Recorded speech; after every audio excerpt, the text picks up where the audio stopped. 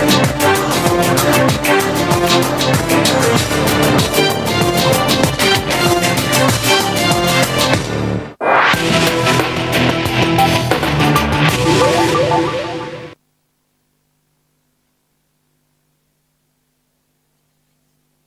29 juin 2025, bien le bonjour à tous et merci d'être sur STV. Présidentielle 2025, l'UNDP se positionne dans la course. L'annonce très attendue est intervenue ce 28 juin alors que le parti de Bello Bouba Maïgari avait réuni à Yaoundé son comité central. Cette annonce, disons-le, intervient dans un contexte de rupture progressive des alliances du RDPC.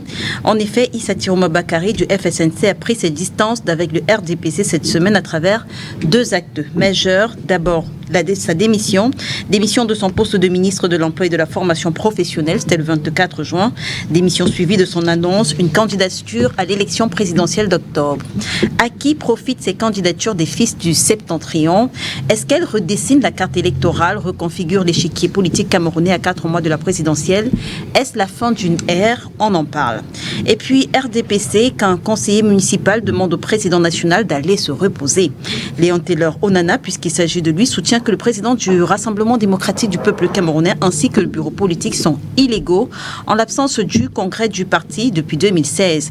Raison suffisamment forte pour contester la candidature naturelle entre guillemets du président Paul Biya à l'élection présidentielle d'octobre 2025. Après avoir essayé en vain de se faire entendre à l'intérieur du parti, nous dit-il, c'est désormais devant les tribunaux qu'est portée l'affaire. D'ailleurs, ce 19 juin, le tribunal de première instance de Yaoundé Centre administratif a déclaré son incompétence matérielle à constater l'illégalité et l'illégitimité du président du RDPC ainsi que du bureau politique du parti. Le conseiller municipal promet de saisir la cour d'appel du centre RDPC et si le verre était dans le fruit. On parle de ces sujets avec vous, maître Achille Ledio. Vous êtes militant du Social Democratic Front. Bonjour et merci d'avoir accepté notre invitation. Bonjour ma chère Léla, bonjour Copanel. Bonjour également à l'ensemble des fidèles de cette production. Je salue également tous mes camarades militants SDF, particulièrement ceux de l'arrondissement de Douala 2e. Merci de nous inviter sur votre plateau. Après moult invitations, oui, justement, parce que j'étais toujours sur la route de l'Ouest avec les affaires de la succession à la chefferie Bazou. Ben voilà, je suis de retour. Merci de l'invitation. Alors, est-ce qu'il y a une actualité en particulier qui a retenu votre attention cette semaine?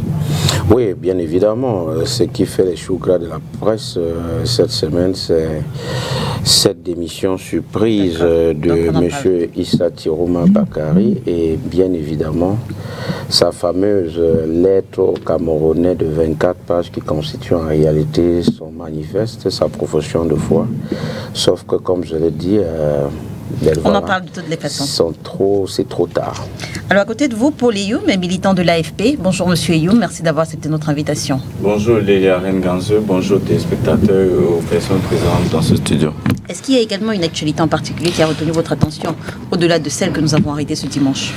Hier matin, merci pour la question, parce que déjà hier matin, j'ai reçu le message de deux amis qui m'ont envoyé un lien sur Facebook, soi-disant qu'il y a une vidéo d'une émission que j'ai faite il y a un mois, qui est devenue virale, dans laquelle j'expliquais clairement avec des arguments pourquoi un parti, que ce soit l'AFP ou les autres partis qui étaient pour les élections en 2020, ne peuvent pas investir un candidat. Bon, certains dont l'opinion n'arrange pas, ils en ont fait une affaire qui est devenue virale et tous les injures, tout ce que ça va avec. Moi, je voulais le dire, ce n'est ni ici à STV ou dans les plateaux de télé, ni sur Facebook, ni sur WhatsApp, ça se gère. Ça va se gérer dans un espace qui se trouve au palais des congrès qu'on appelle le Conseil constitutionnel. C'est là-bas ils doivent garder leur énergie, leur force pour la mettre. Parce que la décision, c'est là-bas que ça se donne. Et le moment venu, nous serons là.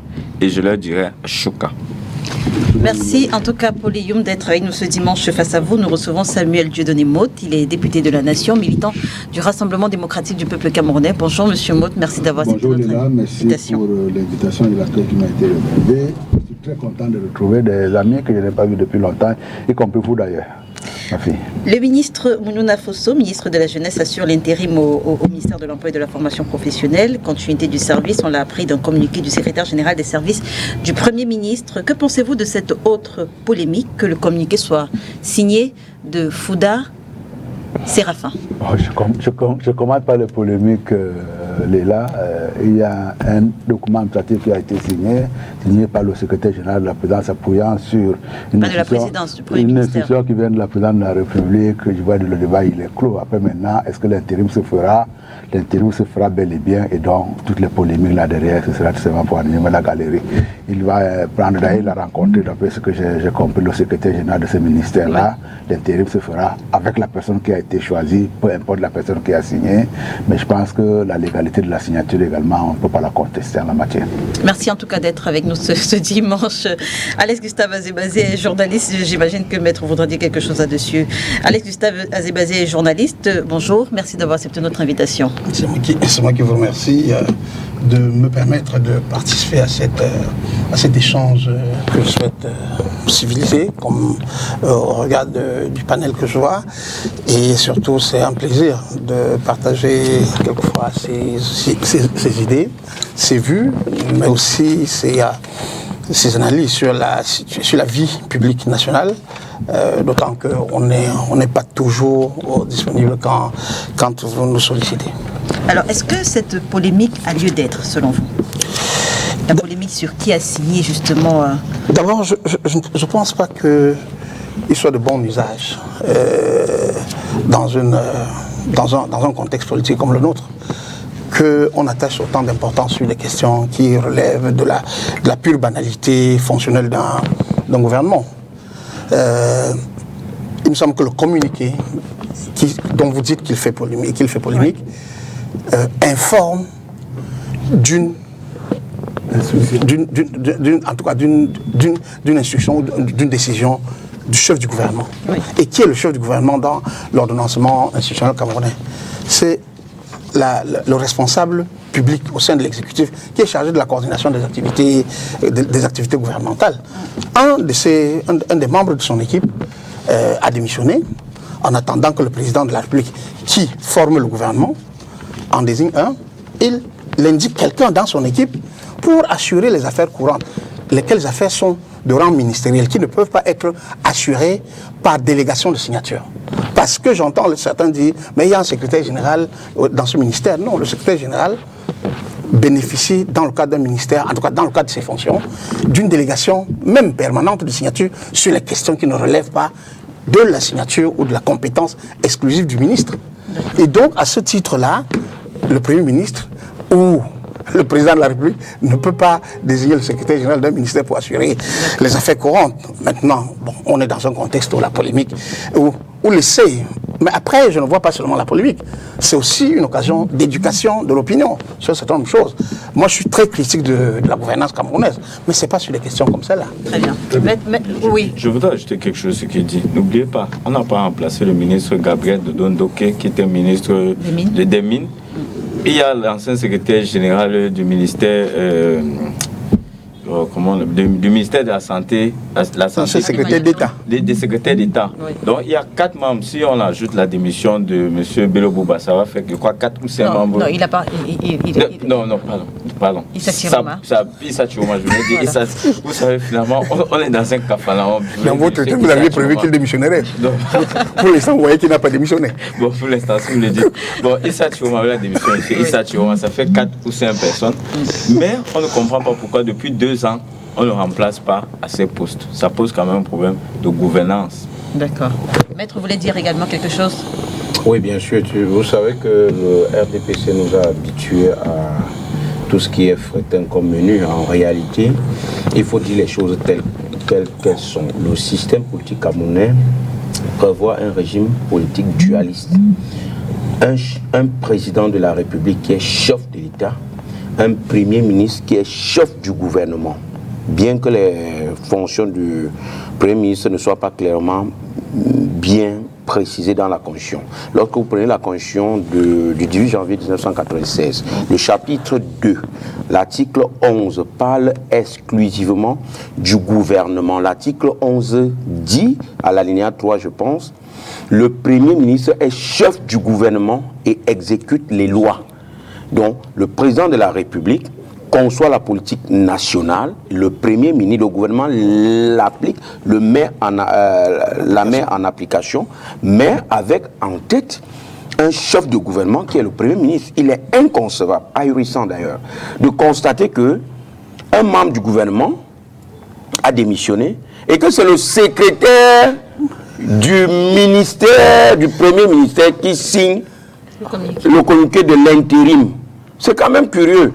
C'est démontrer tout simplement que ce régime était un régime autocratique. Tout est ramené vers une seule personne. Vous dites que quelqu'un est Premier ministre, chef du gouvernement, mais vous prenez son secrétaire pour dire essaye d'organiser l'intérim après le départ d'Issa Tiroma Bakari. C'est même une insulte à l'endroit du Premier ministre, ce n'est pas le seul cas. On a vu des cas où le Premier ministre du Cameroun a été juste mis de côté et ils ont fait des choses. Et quand vous regardez même dans la logique constitutionnelle, quand on nomme quand on forme le gouvernement, le Premier ministre devrait en réalité être nommé par un décret à part et quelques jours après, il fait des propositions pour qu'on nomme le gouvernement. Mais ici au Cameroun, quand c'est 17h et qu'on assiste à la mise en place, à la formation d'un gouvernement, dès qu'on a lu le décret qui nomme le Premier ministre, au même moment, la minute qui suit, c'est le décret qui nomme les membres du gouvernement. C'est ahurissant. Non, c'est ahurissant. Le problème, c'est que c'est vos textes que vous avez écrits et vous ne les appliquez pas. Restons seulement sur l'article 11 de la Constitution. Le gouvernement a pour chef le Premier ministre. Parce que c'était pour dire au grand frère Zévazé que quand il dit que le chef du gouvernement c'est celui... Non. Le chef de l'exécutif... Je veux préciser quelque chose. Oui. Je pense que personne autour de cette table, sauf mauvaise foi, ne peut dire qu'il a vu dans le communiqué du secrétaire général des services du Premier ministre l'acte administratif ou la décision gouvernementale désignant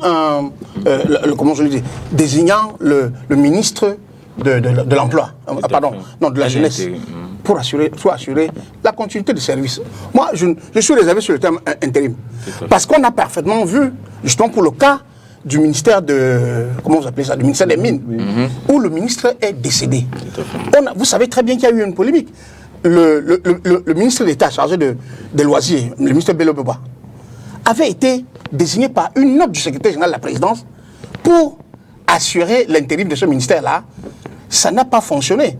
C'est le Premier ministre qui a dit, le secrétaire d'État chargé des mines ou de quelque chose, en tout cas, le secrétaire dans ce ministère-là, doit assurer l'intérim. Pourquoi? Mais simplement parce que il s'agit d'une, comment je l'ai dit, dans le cas d'espèce, d'un fonctionnement, j'allais dire, presque normal de l'administration gouvernementale. Je dis bien de l'administration gouvernementale, je n'ai pas dit l'administration de ce ministère.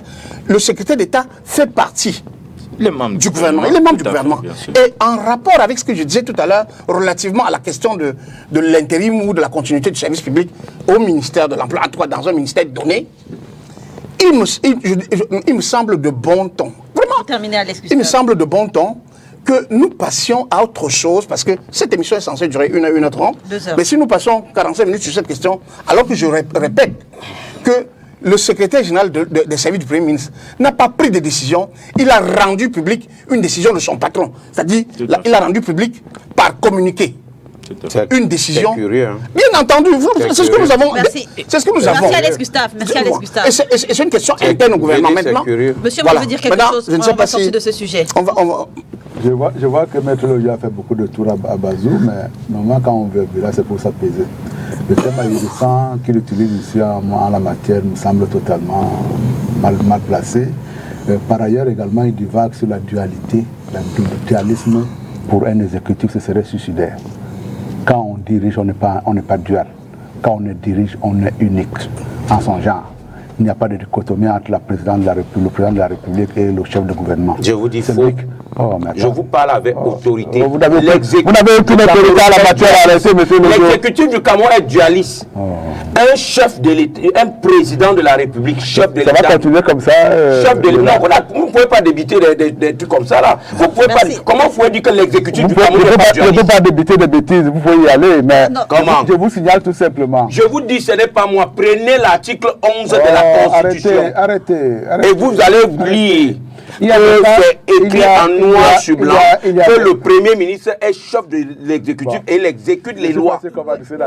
Voilà. Ça c'est l'article de la Constitution, effectivement. Et qu'est-ce qu'elle dit? C'est pas parce qu'on fait de vous chef de gouvernement que vous allez forcément passer, que vous dirigez l'exécutif. Voilà, c'est bon, là on a compris. Donc chez vous, vous pouvez être Premier ministre alors que vous êtes juste et nulle part ailleurs, ça se passe de cette façon-là. Je me rappelle très souvent quand il y a une nomination, parce qu'il veut s'en inspirer en France, on pointe là-dedans les gens qui auraient été recommandés par le Premier ministre pour pouvoir savoir s'il a de l'autorité sur tel ou tel ministre. En définitive, c'est le président de la République qui a la main de l'ensemble de tout cela. Vous ne m'écoutez pas. Sur instruction du président de la République, c'est le Premier ministre qui devait signer ce communiqué. Non, le Premier ministre ne signe pas le communiqué. Même dans une association, c'est le Premier ministre prend la décision. Dans une association, celui qui a la tête sur une décision, qui rend public. En dehors des décrets, en dehors des actes administratifs, c'est-à-dire les décrets, les arrêtés, vous ne verrez pas un acte du Premier ministre. Moi, je vous dis, nous avons sollicité le Premier ministre pour des audiences. Qu'est-ce qui s'est passé? C'est le secrétaire général des services du Premier ministre qui nous a écrit pour nous dire quel collaborateur du Premier ministre va vous recevoir au nom du Premier ministre. C'est pas l'instruction du Premier ministre. Personne n'a dit le contraire. C'est la même chose qu'elle a dit. Vous voulez nous amener où? Bon, je crois que moi, je vais avancer cette question. Merci, monsieur. Alors, en fait, sur ce que dit l'article 11 de la Constitution, on est tous d'accord. Maintenant, c'est l'esprit de l'article qui divise, on va le dire ainsi. Présidentiel. C'est dans le cas de l'article 11 que lui, le Premier ministre, est compétent pour désigner dans le gouvernement qu'il Merci, on va sortir. un ministre pour assurer l'intérim. Le Premier ministre peut désigner au Cameroun. Mais qui l'a fait? Son secrétaire général dit que son secrétaire général dit que sur l'instruction du Premier ministre. Vous entendez parler? Je ne comprends pas. Vous dites que l'émission, les gens ne doivent pas dormir là-dessus, mais c'est vous qui revenez là-dessus. Moi, je peux finir cette émission sur cet aspect-là. Barista, on discute de quoi? Le communiqué du Premier ministre, du secrétaire général, qu'est-ce qu'il dit? Il dit sur instruction du Premier ministre. Non. Qu'est-ce qu'il dit? Si, c'est ce que le communiqué. Qu'est-ce qu'il dit? Vous parlez peut-être d'un document qu'on n'a pas lu. En exécution, oui. Le secrétaire général des services du Premier ministre communique en exécution des très hautes instructions de son Excellence Monsieur le Président de la République. Oui. Le Premier ministre chef du gouvernement a chargé Monsieur Mounouna Foutso, ministre de la Jeunesse et de l'Éducation civique, d'assurer la continuité du service public au ministère de l'Emploi et de la Formation professionnelle. Très bien. Et maintenant, ce n'est pas lui qui devait prendre l'acte. Il devient comme le patron du ministère. Merci. C'est une information du public, c'est pas l'acte. Merci, monsieur. Le Premier ministre chez vous, c'est un chiffon. Merci. Non, ça n'a rien à voir. Un chiffon. Même dans l'association. À minima, on peut demander. Non, ça c'est les règles. À minima, on peut demander, est-ce qu'on peut nous présenter, est-ce que le secrétaire général peut nous présenter l'instruction présidentielle en question? Mais en dehors de ça, vraiment, le reste des gros mots. Sans chiffon, on va continuer. C'est vous qui l'avez dit. Messieurs. Voilà. Présidentielle.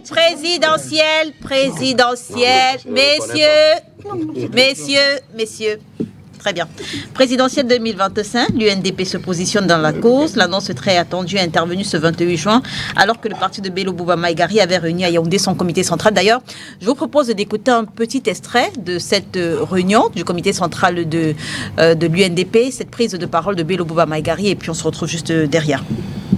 Nous vous remercions d'être si nombreux à avoir assisté pour témoigner. Notre parti, l'Union nationale pour la démocratie et le progrès, a été convié à prendre ces décisions en ce qui concerne l'échéance de l'élection présidentielle prévue dans notre pays au mois d'octobre prochain.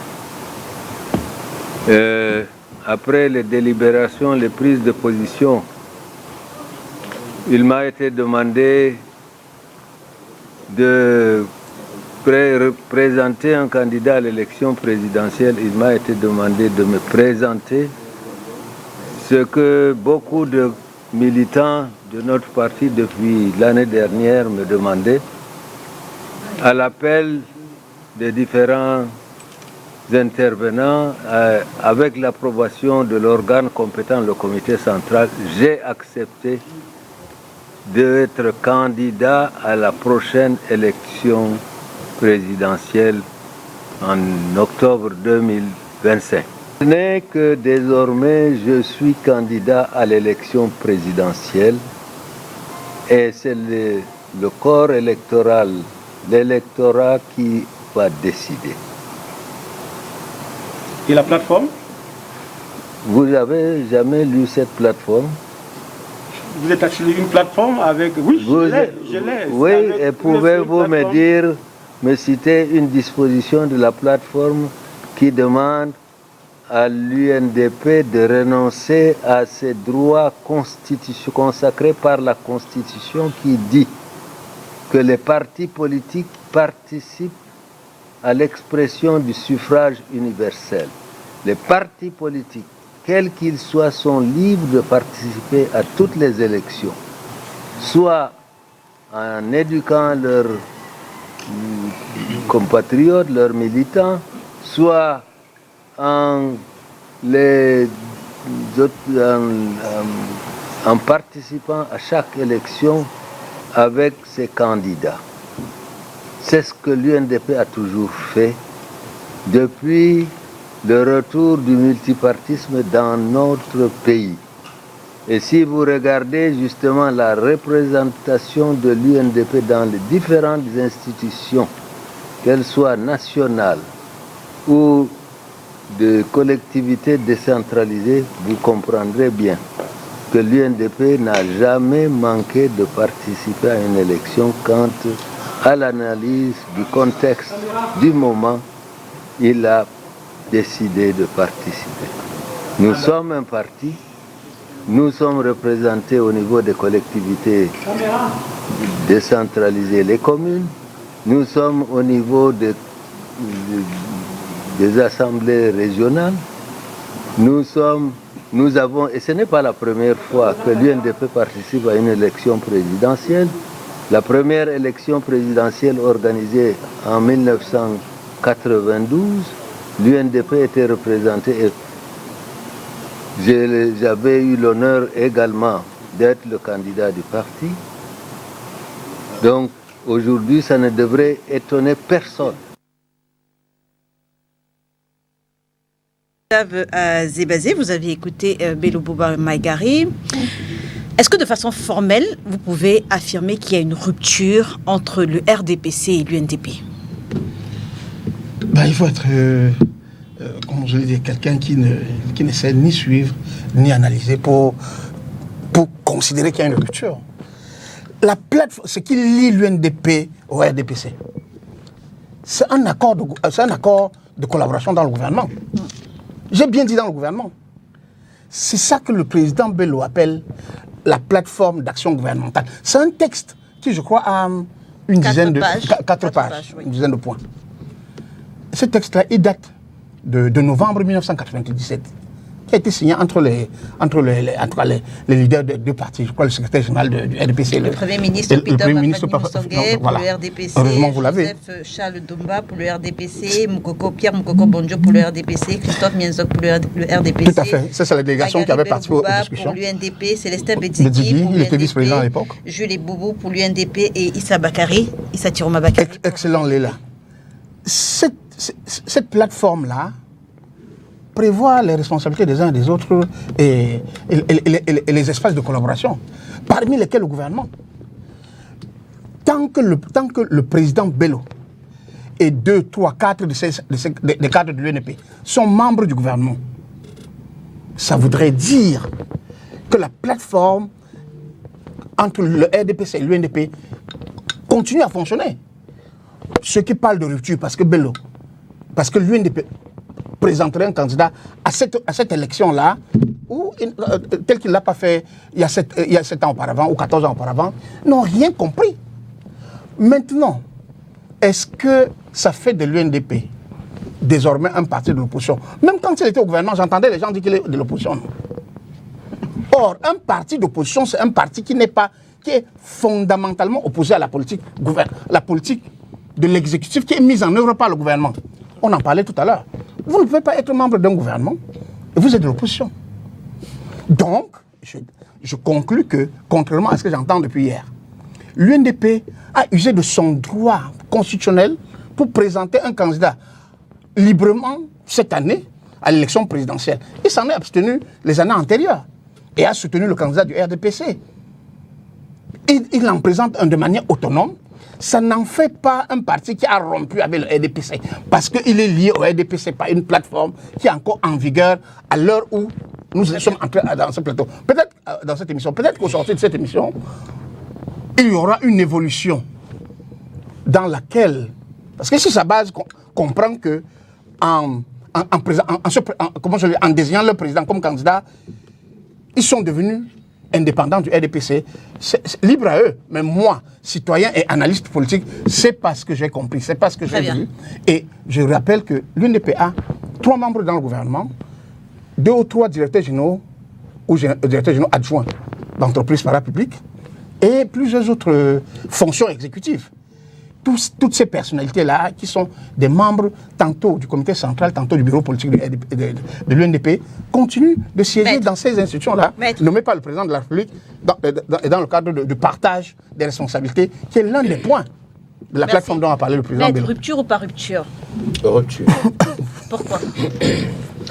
Mes prévisions, mes prédictions sur le cas du ministre d'État Bello Bubba-Magaïne se confirment. Je l'ai tenu sur un plateau concurrent et j'ai dit au soir du 28 juin, il y aura 2 positions. Soit se présenter, annoncer sa candidature à l'élection présidentielle d'octobre 2025 et là, ça c'est écouter la base, puisqu'à l'interne, il faut dire que le ministre d'État, président national de l'UNDP, a subi une forte pression et même son leadership à la limite contesté. Je veux juste préciser que Bello Bubba-Magaïne a raison sur un point. La plateforme n'a jamais demandé à l'UNDP de ne pas présenter de candidat à l'élection présidentielle. Ça, c'est la lettre. Ça, c'est la lettre. Il faut savoir qu'un texte se comprend dans la lettre, l'esprit. Vous ne pouvez pas vous mettre ensemble pour soutenir un candidat et après, vous dites, vous aussi, vous allez vous présenter, vous allez challenger ce candidat en filigrane, en ne dénonçant nullement l'accord qui vous lie. C'est une rupture. C'est une rupture parce que cette plateforme, la plateforme d'action gouvernementale entre le RDPC et l'UNDP. Pour qu'on arrive à la... Aujourd'hui, vous dites il faut une candidature unique de l'opposition. Il faut une candidature unique de l'opposition, justement. S'il faut une candidature unique, s'il faut une coalition, il faut une plateforme. Et dans la plateforme, il sera bien précisé qu'en réalité, nous soutenons telle personne. Tous les signataires soutiendront telle personne et à la fin, voilà comment on va se répartir les ministères. Je le dis également parce qu'à Douala 2e, en 2020, nous avons mis sur pied une coalition de 5 partis politiques lors des municipales et justement, notre plateforme expliquait comment on va se comporter si jamais on passait. Déjà de tous les 5 partis, la première des choses, c'était que nous partons aux couleurs du SDF. Si jamais nous passons, le maire titulaire sera du SDF, l'UDC aura le premier adjoint, le PCRN aura le deuxième, ainsi de suite. Également, nous avons précisé pour ce qui est des grands conseillers, tout se précise. C'était un parallèle pour vous dire, lorsque M. Bello déclare sa candidature. Que reste-t-il de cette plateforme? C'est la seule. Que reste-t-il de cette plateforme? Puisque tout l'électorat qui de l'UNDP qu'on reversait au RDPC ne sera plus le cas. Cet électorat, on n'a pas mis sur pied une plateforme pour les beaux jeux de X ou de Y, parce que lors des élections, vous devez absolument soutenir telle personne par votre électorat. Élection présidentielle, il faut préciser. Justement. Parce que l'UNDP concourt aux élections locales. Mais je parle bien de sa déclaration de candidature à l'élection présidentielle. Lorsqu'il dit qu'il est candidat à la présidentielle, que reste-t-il de cette plateforme? Posons-nous la question. Rien. Que peut-il encore apporter au RDPC pour pouvoir participer à un gouvernement? Rien. Maintenant, je vais finir en prenant l'exemple des élections au barreau. Oui, rapidement. Au barreau, actuellement, l'Assemblée générale élective aura lieu le 14 juillet, dans 2 semaines. Alors, il y a des candidatures indépendantes, il y a des candidatures qui sont dans des listes. Il y a par exemple Phoenix, qui est dans une liste avec un chef de file. Il y a Ubuntu, qui est également constitué avec un chef de liste. Imaginez, parce que pour se mettre ensemble, ils se sont assis et ont défini comment ils vont gérer après les élections, gérer le barreau après les élections. Alors, imaginez que dans le cercle Ubuntu, parce que le chef de file, c'est le... Non. Allez-y rapidement. Allez-y rapidement. Imaginez que dans le cercle Ubuntu, qui est pour tête de file maître Eric Mba, le bâtonnier, oui, que, sortant bien sûr, que quelqu'un sorte de là et dit, moi aussi, je voudrais le bâtonnat. Très bien. Vous comprenez que c'est un accord. L'accord qui met en place ce groupe, il ne reste plus rien. Très bien. Alors, Paul Eyoum, on a écouté Bello Bouba Maïgari, on a écouté Alex Gustave Azebazé sur l'interprétation des propos de Bello Bouba Maïgari, on a écouté Maître Achille Dio. La compréhension des propos de Bello Bouba Maïgari diffère selon qu'on passe d'Alex Gustave Azebazé à Maître Achille Dio. Selon vous, ce flou, est-ce qu'il est voulu? Vous savez, au niveau de l'AFP, nous avons toujours indiqué qu'il était très important de ramener ceux qui étaient dans l'opposition hier et qui sont allés au sein du gouvernement, de revenir dans l'opposition pour permettre à l'opposition d'avoir plus de poids. Au niveau du groupe de Douala, effectivement, les ministres Bello, Chiroma et leur parti et leurs militants, ils ont été également conviés à se rassembler pour réfléchir à une alternative pour le pays. Et dans la démarche du ministre Bello, moi, il y a quelque chose qui m'intrigue quand même. L'UNDP investit son candidat, qui est membre du gouvernement, mais il ne démissionne pas. Mais la logique politique voudrait qu'il démissionne d'abord du gouvernement, comme l'a fait Issa Chiroma, pour venir ensuite être investi par son parti, se présenter comme candidat. Pourquoi le ministre Bello n'a-t-il pas démissionné? C'est ça la question. Est-ce qu'il va aller jusqu'au bout?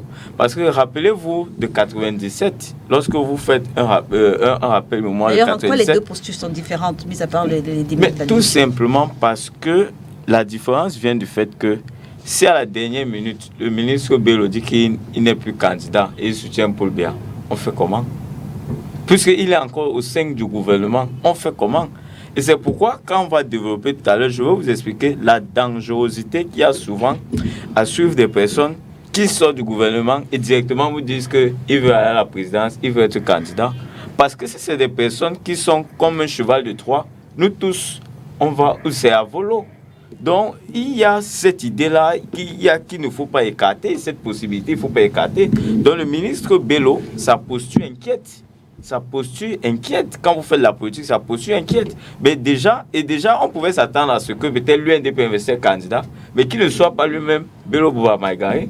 Ça aurait pu être, par exemple, mon père que j'ai vu sur la vidéo, Sadou Maïdadi, avec qui j'ai de très bons rapports. Pourquoi on n'a pas pris Sadou Maïdadi, par exemple, pour investir? Mais c'est Bello. Et vous savez très bien... Yandal, le maire de Toubaro. Non, il y a beaucoup, même le sénateur Flambongaya, par exemple. Bon, même si on sait comment au Cameroun fonctionne, mais je dis ça, tout le monde comprend de quoi je parle. Donc, il y a cet aspect-là qu'il faut garder en vue. Parce que le ministre Bello, aujourd'hui, il n'était pas candidat. Ça fait 4 élections présidentielles où l'UNDP n'a pas été En 97, ils ont fait faux-foulement, venu à la dernière minute, ils ont mis une virgule et puis ils ont sorti la plateforme qui sont avec au gouvernement. Et il dit aujourd'hui que l'UNDP n'a jamais été vu. Mais quand vous êtes à un accord avec quelqu'un, il y a des choses qui ne sont pas écrites, mais qui sont implicites. Pourquoi est-ce que vous participez à la construction du gouvernement? Mais si maintenant, Bello, et c'est simple, qui démissionne au gouvernement, il ne peut pas préparer sa campagne alors. C'est aussi simple, parce que quand on pouvait préparer l'élection présidentielle, on ne peut pas être occupé au ministère et en même temps, il faut qu'il a préparé la campagne. Donc, je chute en disant l'autre chose. Non, mais c'est parce que nous sommes dans un pays où, non, vous savez comment le Cameroun fonctionne. Les pieds sont en haut, la tête est en bas. D'accord. Pardon? D'accord. Quoi? Allez-y. Il n'est pas interdit comme non, ce n'est pas interdit. Non. Je ne sais pas ce que j'ai dit. Mais je suis en train de dire ceci, puisqu'il y a un parti qui est au pouvoir, qui est le RDPC, qui dirige, qui aura son candidat. Paul, maintenant, pardon, je ne te coupe pas. Bello dont on parle là, il est le numéro 3 du gouvernement. Tout à fait. Il est ministre d'État. Il est ministre d'État, le premier ministre d'État. Tout à fait. Dans l'ordre protocolaire, il est le plus ancien des ministres d'État dans son gouvernement. Donc, moi, je suis effaré. Tout à l'heure, bon, je voulais compléter une chose que tu as dit, parlant de l'histoire de 97. Bello, le président Bello de l'UNDP et la hiérarchie du RDPC, Premier ministre, secrétaire général du RDPC, ne signent pas un accord électoral. C'est une plateforme d'action gouvernementale. Tout à fait. Là, certains semblent confondre les accords électoraux et les plateformes, comment je vais dire, et les accords gouvernementaux. Donc, ce n'était pas une alliance électorale. Non. Ça n'en était pas. Donc, je ne sais pas pourquoi on peut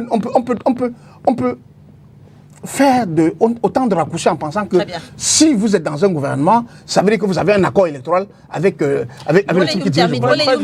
La preuve, les municipales, les législatives, les sénatoriales, ils disputent les sièges. La preuve, ils ont le conseil régional, la région de la Damawa. Mais les RDPC ont soutenu le SDF souvent dans des circonscriptions où l'UNDP était majoritaire dans le conseil. Non, mais c'est juste pour dire que le ministre Bello, moi personnellement, disons, du moins nous au groupe de loi, on se serait attendu que peut-être il annonce que son parti va aller dans l'opposition.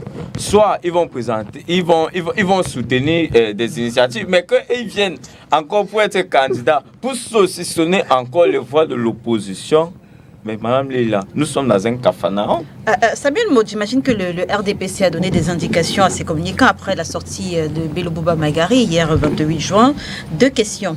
Qu'est-ce qui reste de l'alliance RDPC-UNDP? Est-ce qu'elle est toujours d'actualité? Puis la deuxième question, dans quel sillage est-ce que vous rangez ces annonces de candidature des personnalités politiques influentes du septentrion? Oh, mais si vous avez posé la question au ministre d'État de pour lui, en ce qui le concerne, il n'y a pas une infraction, comment dirais-je? Dans l'alliance, c'est toujours d'actualité. Une dénonciation de l'alliance. On prend acte de ce qu'il dit. Après, maintenant, la vie de la démocratie, elle est ainsi faite de ce qu'on peut être d'accord aujourd'hui, et puis demain ou après-demain, on se trouve en situation de désaccord. On gérera les désaccords éventuels qui existent à condition que ce soit des désaccords raisonnables. La vie publique nous amène effectivement à discuter de tout et de rien, de tout surtout, mais d'aboutir, après avoir discuté de manière pondérée, je crois quand même qu'il y a la pondération dans les propos qu'il a tenus lui, après avoir discuté de manière pondérée et avisée, on peut arriver également à des situations où on dit, sur ce point précis-là, nous pensons que nous ne serons pas d'accord. À ce moment-là, on va prendre l'arbitrage d'une instance quelconque. Dans le cas de ce qui se passe là, écoutez, quand on a scellé l'accord il y a quelques années, c'est pas parce que le RDPC était absolument en danger. Par souci d'apaisement, on a pensé qu'effectivement, répondant d'ailleurs à cet esprit de notre scrutin, de notre système législatif, électoral en la matière, on pousse les gens à former des blocs dès le premier tour de l'élection, de telle manière à ce qu'on puisse faire l'économie du deuxième tour. Parce qu'il y en a partout ailleurs, effectivement, là on a organisé une élection à 2 tours, c'est pour faire du premier tour un tour de témoignage où chacun compte ses militants et dans un second temps, lorsque le scrutin l'oblige, quand vous dites que ce n'est pas autorisé chez nous, lorsque le scrutin l'oblige, on fera un second tour. Dans le cas, et ce n'est pas une particularité, la 4e République en France a été organisée sur ce modèle-là, on pense qu'il faut former très tôt des accords. il faut former très tôt des blocs avec une pensée homogène. Et dans ce que M. Azebazé vous a dit tout à l'heure, on est dans le cadre d'un accord de gouvernement, dans lequel on pense effectivement que on a discuté pas sur la répartition des postes comme il a stipulé tout à l'heure, comme il a prétendu tout à l'heure, Maître Ledio. On n'est pas là pour se répartir des postes. La preuve, il est parti de ministre du choix des postes de télécommunications, il est maintenant au tourisme, bien qu'il ait par le commerce et bien d'autres ministères. On n'est pas là nécessairement, et je ne suis pas sûr que chaque fois qu'il s'agit de changer le poste ministériel qu'il occupait, on s'est assis autour d'une table pour pouvoir signer, sceller un accord en disant voilà, c'est ce que nous sommes entendus. Non. En tout cas, c'est ce que dit la plateforme. La plateforme dit que justement pour constituer le gouvernement, ils doivent y changer. C'est ce que dit la plateforme. C'est ce que dit la plateforme. Il y a abandonné en disant qu'il n'y a jamais de réunion de la plateforme. Écoutez, très bien. Et à ce qui me concerne, je considère tout simplement que c'est une évolution de l'application de la... Mais en même temps, également, ça rend un peu plus tonique la vie publique. La preuve, c'est qu'on en parle aujourd'hui. Demain, après-demain, peut-être on aura à se chamailler ou à se discuter l'électorat du Nord ou du Grand Nord, puisque ça semble être le point d'achoppement en ce qui les concerne. Mais c'est la vie publique qui est faite ainsi. Nous attendons l'ensemble des adversaires possibles sans toutefois faire le tri là-dedans. Et vous voyez très bien que là, j'entends qu'on aurait dû faire telle ou telle chose. Peut-être, j'ai même entendu des gens qui disent que même s'il n'a pas de démission, on le poussera à la démission. On ne va pas le pousser à la démission. Il doit être conséquent par rapport à ce qu'il fait lui-même. S'il pense qu'il peut rester dans le gouvernement et mener une campagne politique, et maintenant, il avisera sur la base de quoi il critique, il pourrait critiquer, il pourrait être amené à critiquer une action par laquelle d'ailleurs il défend, il applique au quotidien. C'est le problème qui est posé à son niveau, ce n'est absolument pas un point de RDPC. En ce qui concerne le RDPC, nous sommes focus sur la préparation de l'élection d'octobre 2025 qui arrive. Après, maintenant, nous n'avons pas nécessairement le choix des adversaires que nous aurons. Si on peut faire l'économie des adversaires, je reviens encore là-dessus, c'est ce que postule l'organisation de notre scrutin au Cameroun. À un tour. Il faut à un tour, pour favoriser à ce que les blocs se forment rapidement. Et une fois qu'on n'a pas pu faire des blocs, effectivement. Mais vous savez très bien que même si ce n'était pas ça, un accord électoral, comme il l'a précisé tout à l'heure, ils ont fait l'économie, effectivement, de ce second tour-là, de dire qu'ils ont fait l'économie de moyens, en disant, au lieu de nous battre dans un système dans lequel on pense qu'on n'a pas beaucoup de force pour pouvoir le faire, il vaut mieux qu'on continue à faire cette alliance et qu'on l'étende éventuellement de manière tacite à ce système électoral-là pour lequel nous pouvons être amenés à supporter quelqu'un. Après, maintenant, ils ont le droit également de s'émanciper en disant qu'à un moment donné, pour avoir soutenu un candidat pendant 2 ou 3 mandats, ils peuvent également être candidats. Merci. On verra très bien ce que les électeurs demain ou après-demain diront. Deuxième tour de table, et on parle justement d'Issa Tiroma et on va y aller avec vous, Poléyoum. On revient sur le cas Issa Tiroma, Poléyoum. Alors, Poléyoum le dit dans sa lettre, 24 pages adressée au Cameroun. Il pense que pour la première fois depuis l'indépendance, une élection présidentielle pourrait se tenir au Cameroun sans la candidature du président actuel. Quel est le regard que vous portez justement sur la stratégie du président du FSNC qui, moins de 24 heures après avoir annoncé sa démission du gouvernement camerounais, annonce une fois encore qu'il sera candidat à l'élection présidentielle? Déjà, le ministre Issa Tiroma Bakary, vous savez, déjà, nous félicitons le fait qu'il souhaite rentrer aujourd'hui à l'opposition, ou du moins, il est rentré officiellement à l'opposition, puisque selon les 24 pages qu'il a écrites, il semble être maintenant opposé au gouvernement. Mais vous savez, nous avons un devoir de mémoire. J'aime souvent dire aux gens, l'une des pires choses que nous avons en Afrique, et surtout dans le pays comme le Cameroun, c'est qu'on oublie vite. C'est-à-dire, tout passe facilement, c'est-à-dire vous pouvez tout faire, le moment venu, vous vous offrez une virginité. Les réactions après la sortie d'Issa Tiroma Bakary, vous avez l'impression que les gens ont oublié? Non, c'est qu'en fait, il y a une partie. Le ministre Issa Tiroma, d'ailleurs, l'honorable Moutel, là, moi je suis de ceux qui demandent que l'Assemblée nationale du Cameroun, comme mettre un système où quand un député vote une loi, que quelqu'un dans sa circonscription sache, parce que dans 10 ans, il ne faut pas que quelqu'un dise qu'il y avait telle loi, on doit connaître les lois que les gens votent pour qu'ils assument leurs responsabilités au moment venu. Dans toutes les grandes démocraties, c'est comme ça que ça fonctionne. Pour revenir sur le cas d'Issa Tiroma, le ministre Tiroma... En passant, le mandat impératif est nul. Allez-y. C'est pour éviter les choses comme ça, cher ami. Oui, voilà. Donc, ils sont protégés même. Voilà. Donc, maintenant, il ne faut pas que quelqu'un qui votait les lois, qui pousse pour pied le Cameroun, dise demain que non, machin, non. Le cas du ministre Issa Tiroma, c'est celui-là qui a la communication, nous a dit que le président Kaïdo pense au pays. que le Cameroun, nous on voit le verre à moitié toujours vide.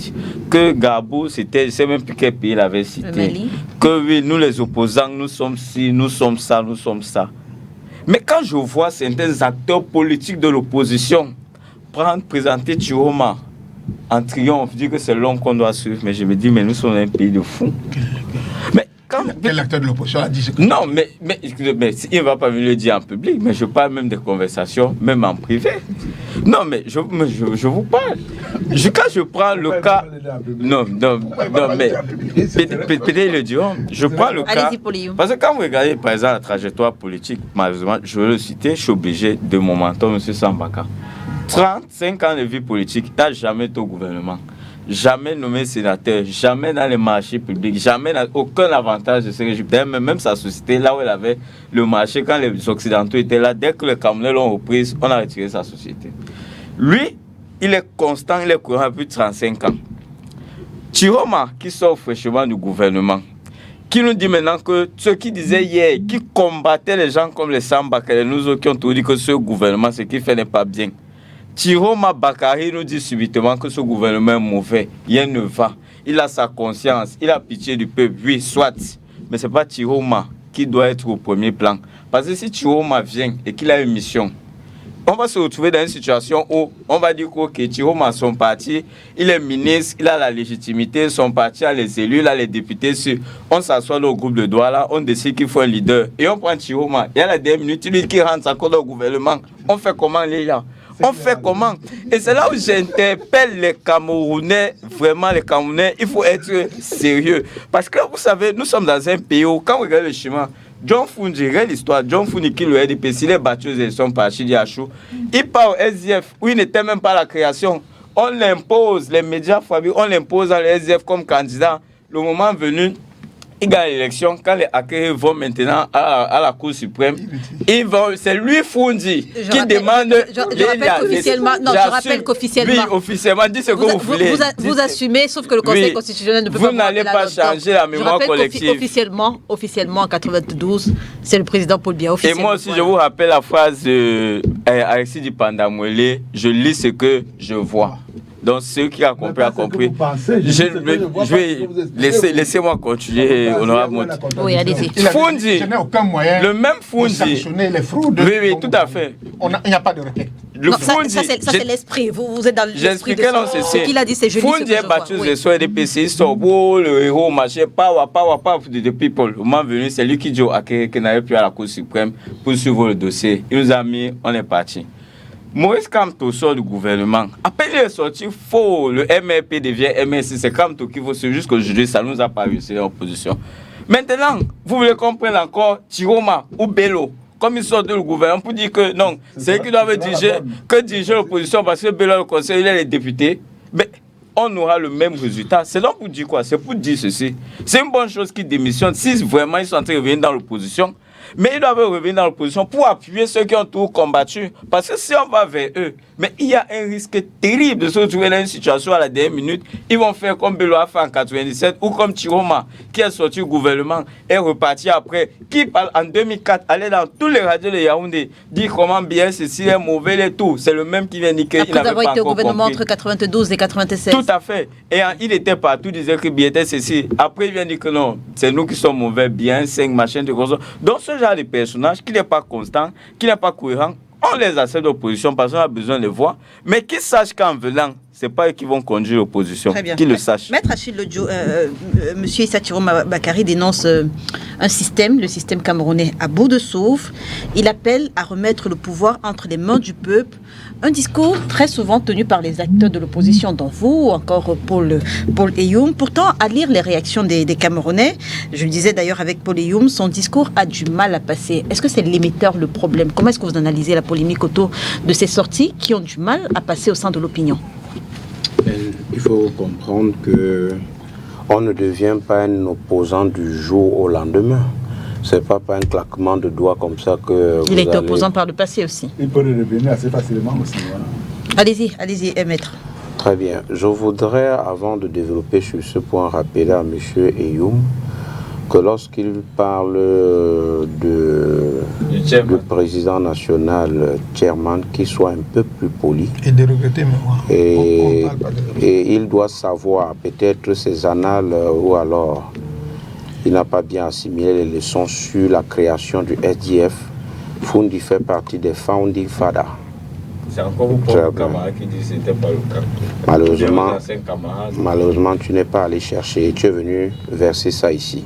Alors, je continue en disant que, en ce qui concerne... Il y avait 9 founding fathers parmi lesquels Frunzi, Siga Sanga, Nyowakai. C'est allègrement confusion faite par le lieu de merci déjà. Confusion faite avec le mois de l'investiture. Allez-y. Très bien. La démission de Issa Tiroma Bakari était déjà dans les...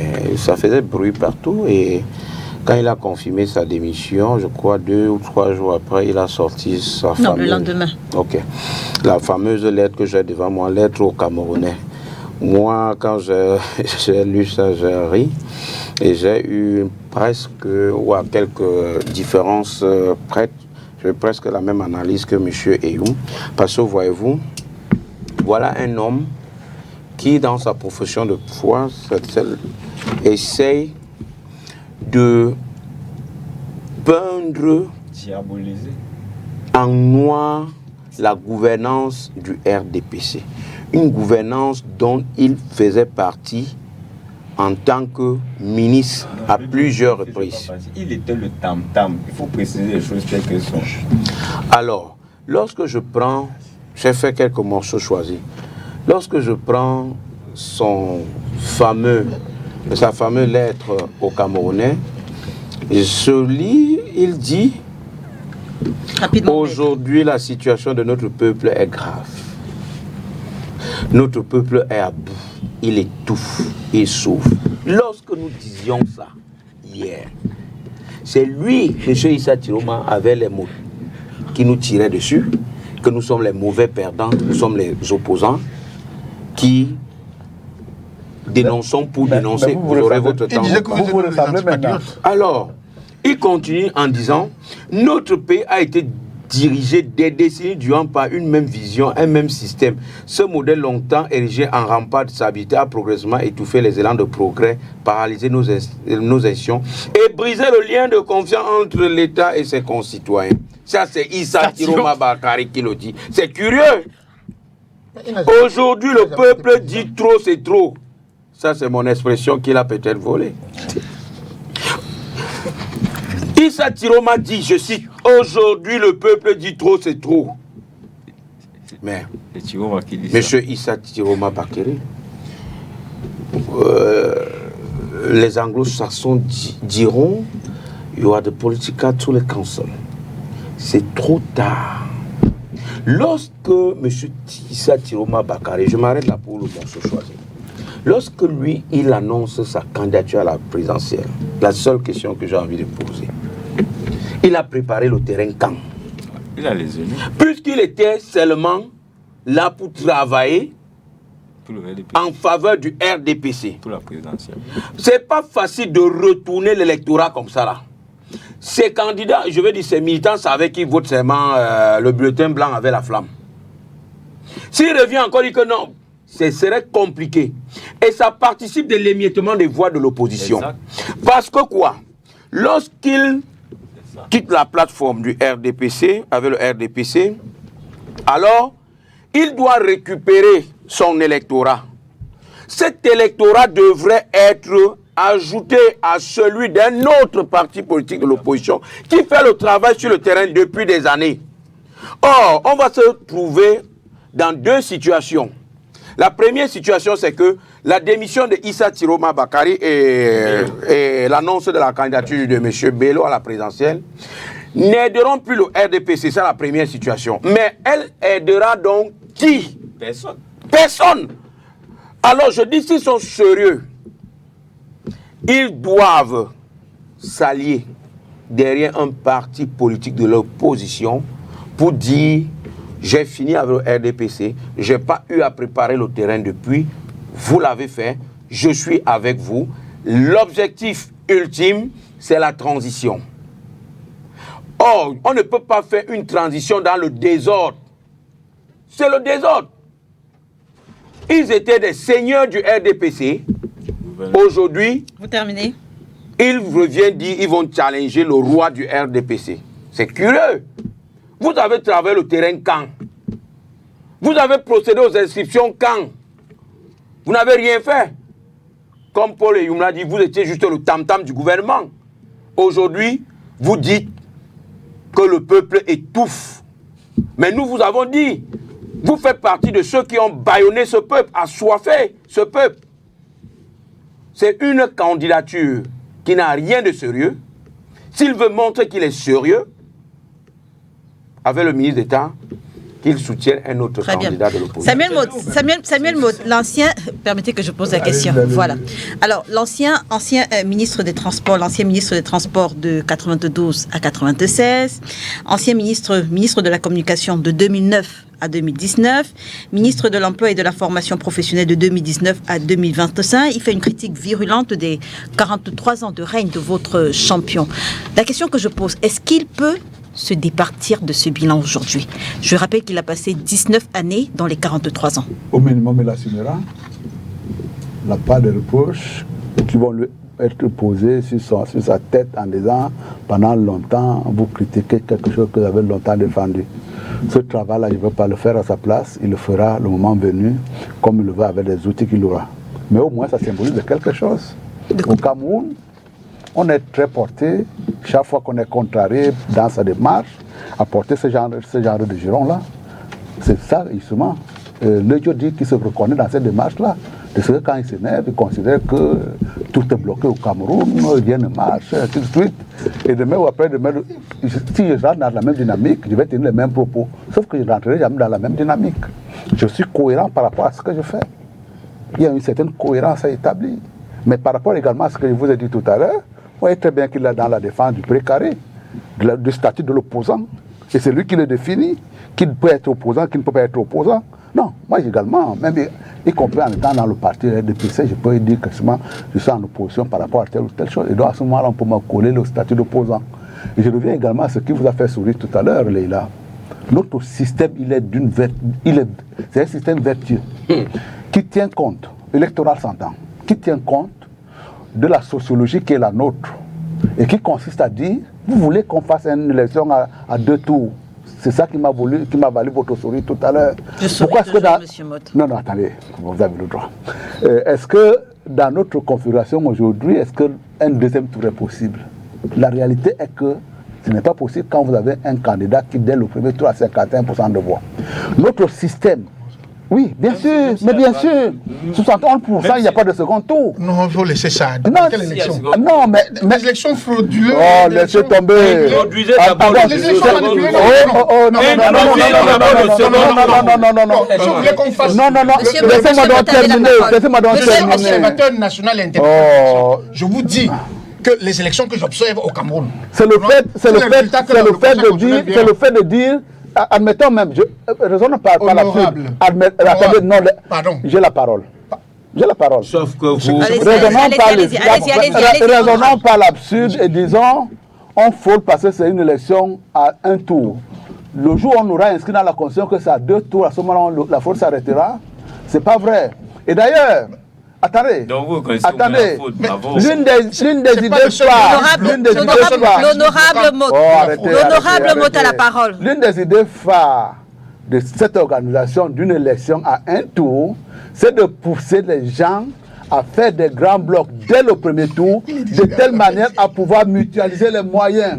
Parmi les moyens à mutualiser, il y a les moyens de contrôle. C'est bien aussi grand, aussi important observateur international que vous aurez été, M. Azebazé, vous n'avez pas les capacités aujourd'hui de vous déployer dans 25 000 bureaux de vote. Et donc, du coup... moi qui suis observateur... Non, attendez. Ne mélangeons pas. Non, allons-y. Allez-y. Et donc, du coup, votre histoire de fraude, là, en réalité, c'est quelque chose que vous imaginez dans votre esprit. Comment imaginer? Vous n'avez pas de preuves à cela. Mais en ce qui nous concerne, je vois très bien, et c'est bien c'est bien le regret qu'il faut avoir en la matière, c'est de voir effectivement qu'il y a quelqu'un qui dit « Moi, je quitte le gouvernement pour venir vous prêter main forte ». On se serait attendu à ce que ce soit le gouvernement qui soit mal à l'aise dans cette démarche-là. Vous voyez très bien que c'est les opposants qui disent « Ah non, non, non, on ne peut pas de ce type-là, monsieur, parce que c'est ça que vous êtes en train de dire exactement. C'est tout au moins s'il est disqualifié. Est-ce que est disqualifié. Monsieur Maud, est-ce que le passé politique de Issa Tiroma Bakary plaide en sa faveur? Paul Elioum rappelait tout à l'heure que il n'a pas cessé de faire des allers-retours entre le gouvernement et l'opposition. Est-ce que son passé politique plaide à sa faveur? Je pense quand il a été ministre, notamment de la communication, c'est quelqu'un que nous pouvons reconnaître qu'il a fait du bon job. Alors, après maintenant, si demain ou après-demain, parce qu'entre 92 et 96, il était au gouvernement. À l'opposition, si vous travaillez parmi les rangs de l'opposition, je laisse le soin à l'opposition d'apprécier la qualité et la densité du travail qu'il leur apportera. Il ne m'appartiendra pas de le gérer. Après maintenant, vous savez, les gens également, on doit le changer. Il y a quelqu'un, il y a un adage qui dit il n'y a que les autres qui ne changent pas d'avis, même si le professeur Ndiomolé ajoute immédiatement après en disant avant de changer d'avis, assurez-vous que vous n'êtes pas un idiot. Mais en la matière, je considère qu'effectivement, s'il dit qu'il change, on peut le prendre au mot. Vous avez parlé de cohérence tout à l'heure. Mais la cohérence peut également se faire dans une rupture. J'ai fait quelque chose. Non, je veux dire, est-ce que la cohérence, est-ce que quelqu'un qui change d'avis du jour au lendemain est cohérent? Non, qui change. Je n'ai pas fini. Je veux dire, vous avez parlé de cohérence tout à l'heure. Quelqu'un qui aujourd'hui il dit A, demain il dit B. Après-demain, il revient dire A et le jour d'après, il revient dire B. Pourquoi vous voulez que je sois le défenseur d'Issa Tiroma aujourd'hui? Il a dit qu'il n'est plus avec nous. Je considère qu'il n'est pas avec nous. À la limite, le jour où il arrivera qu'il sorte la bazooka, je vais la sortir de manière ferme. Après, maintenant, je dis bien, si on veut l'accueillir dans l'opposition, qu'il l'accueille bien, mais nous l'attendons au RDPC. Après, maintenant, je trouve tout simplement que je suis tout en jouissance de constater qu'il ne trouve pas. Tout au moins, si je peux considérer que les gens qui sont sur mon plateau sont représentatifs de ce que l'électorat passe, je suis tout en jouissance de constater qu'en réalité, il n'aurait pas dû faire ce geste-là. Mais pour l'heure, il l'a fait. Pour l'heure également, on a dû le remplacer, celui de considérer que... De démissionner du gouvernement. Non, on parle d'autre chose, il est dans la manipulation. C'est la désinformation.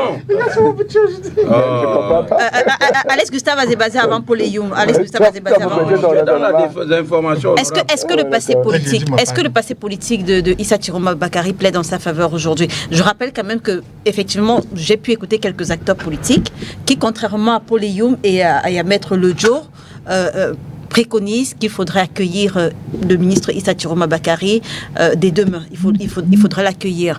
Est-ce que son passé politique plaide en sa faveur? C'est pas juste de me poser la question de cette façon-là après ce que les trois précédents intervenants viennent dire.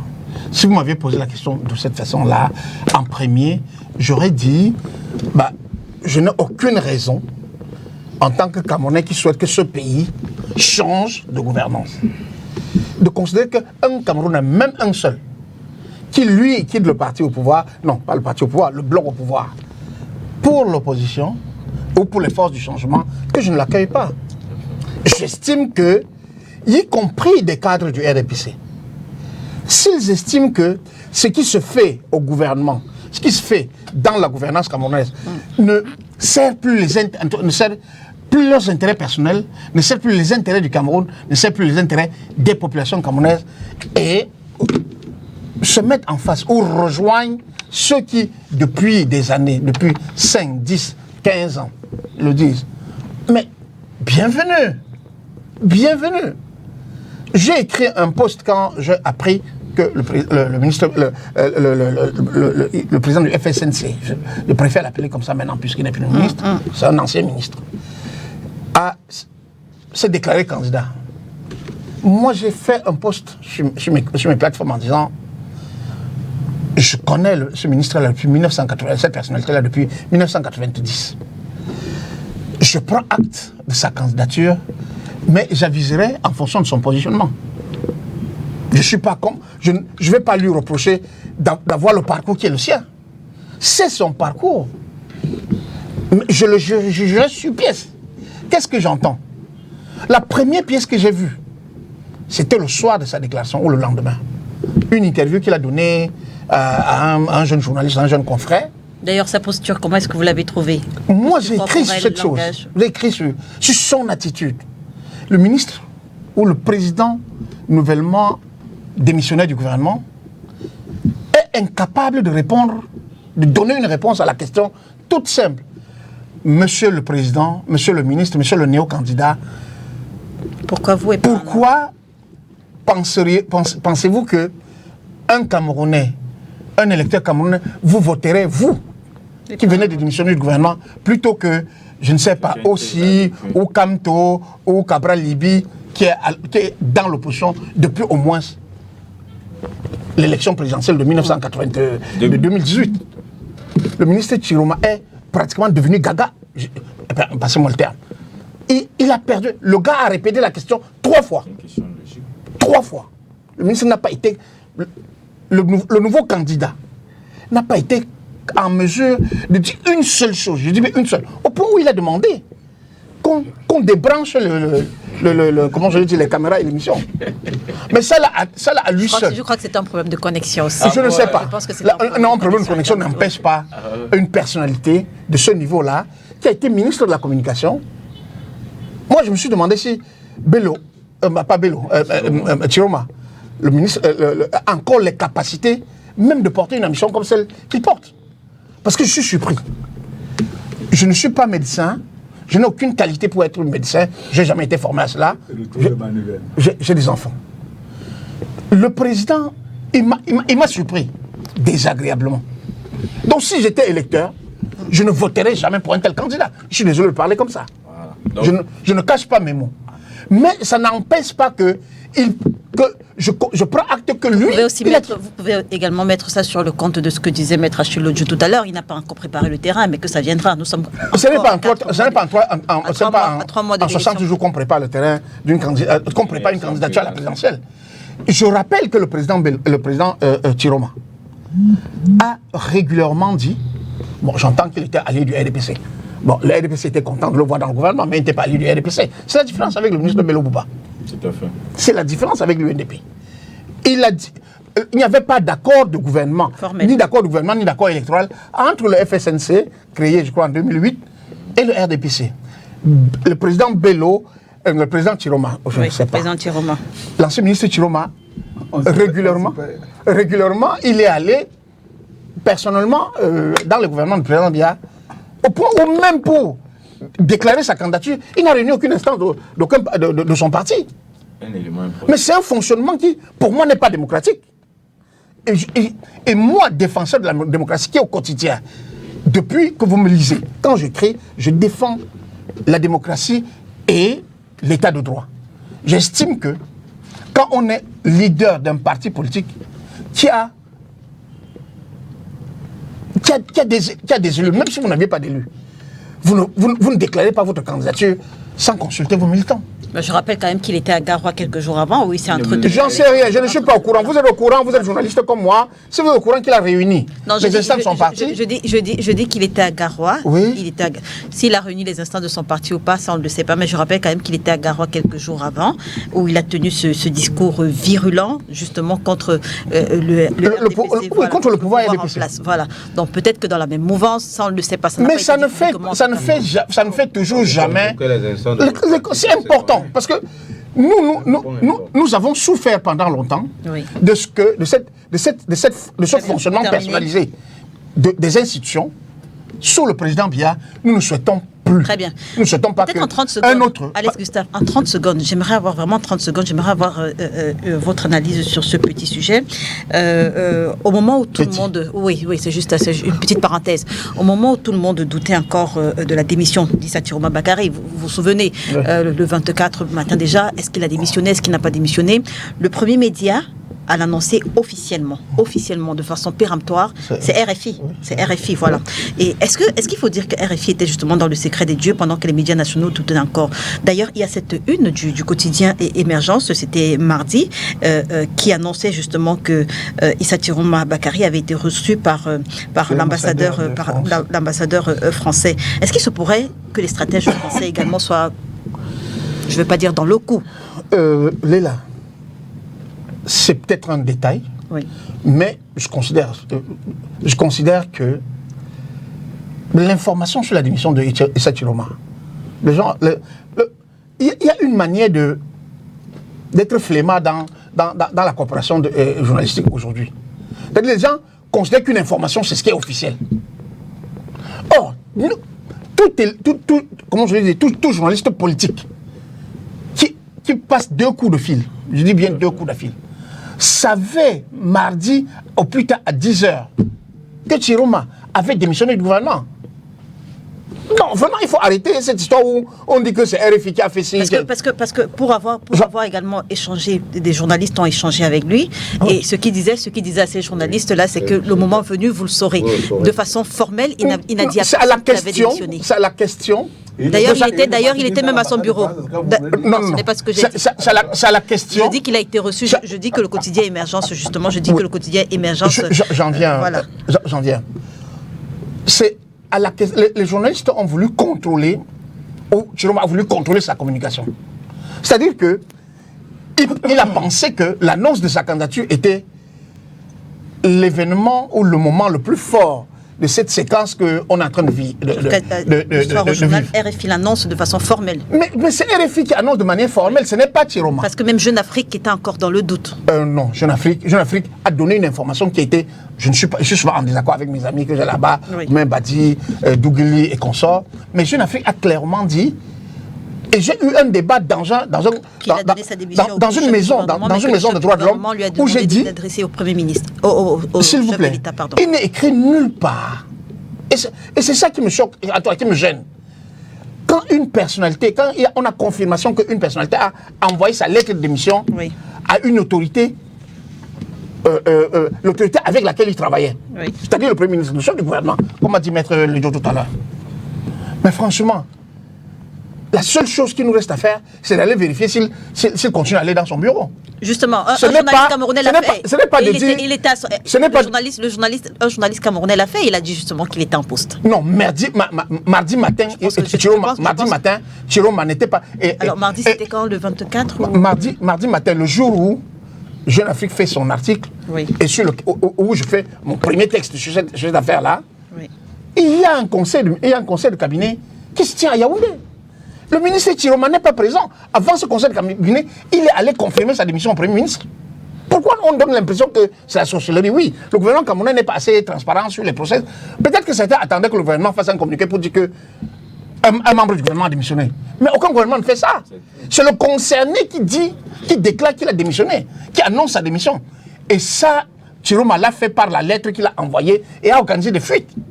Très bien. Non, les fuites ont existé. Donc, la lettre c'était le 25 juin. Le 24 juin, matin, on doutait encore, mais au soir du 24 juin. Mais vous parlez de quelle lettre? Il y a 2 lettres. Hein. Il y a la lettre au Camerounais. Oui, et il y a la lettre de démission. Au Premier ministre. Oui. La lettre au Premier ministre, ce n'est pas le 25 juin que Chiroma l'envoie. C'est bien avant. C'est bien avant. Oui. Donc, sur cette base-là, il y a des journalistes qui savaient que... Maintenant, il y en a qui ont préféré croiser les bras et dire qu'ils attendent que le gouvernement confirme, ou bien ils attendent que Chiroma déclare lui-même dans un média, ou bien par vidéo et consort. J'estime que c'est une mauvaise attitude professionnelle, parce que nous avons l'obligation. C'est une obligation professionnelle.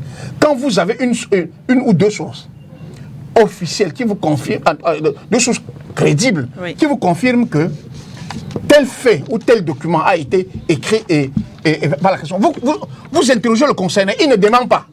Vous restez là à continuer à dire que vous attendez qu'il confirme. Très bien.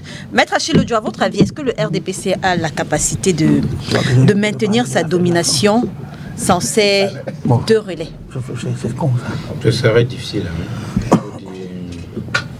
Pour se dire la vérité, ce serait très difficile parce que lorsque vous faites la cartographie des élections au Cameroun, vous rendez également compte que le Grand Nord est un vivier électoral et ces 2 partis politiques, l'UNDP et le FSNC, sont les poids lourds de la politique de ce côté-là. Il serait très difficile pour le RDPC de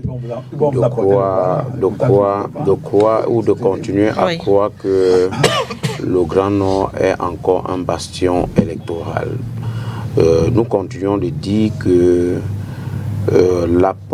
l'apport de ces 2 dinosaures de la politique au Cameroun devrait être bénéfique à l'opposition du moment où ils ne présentent pas leur candidature.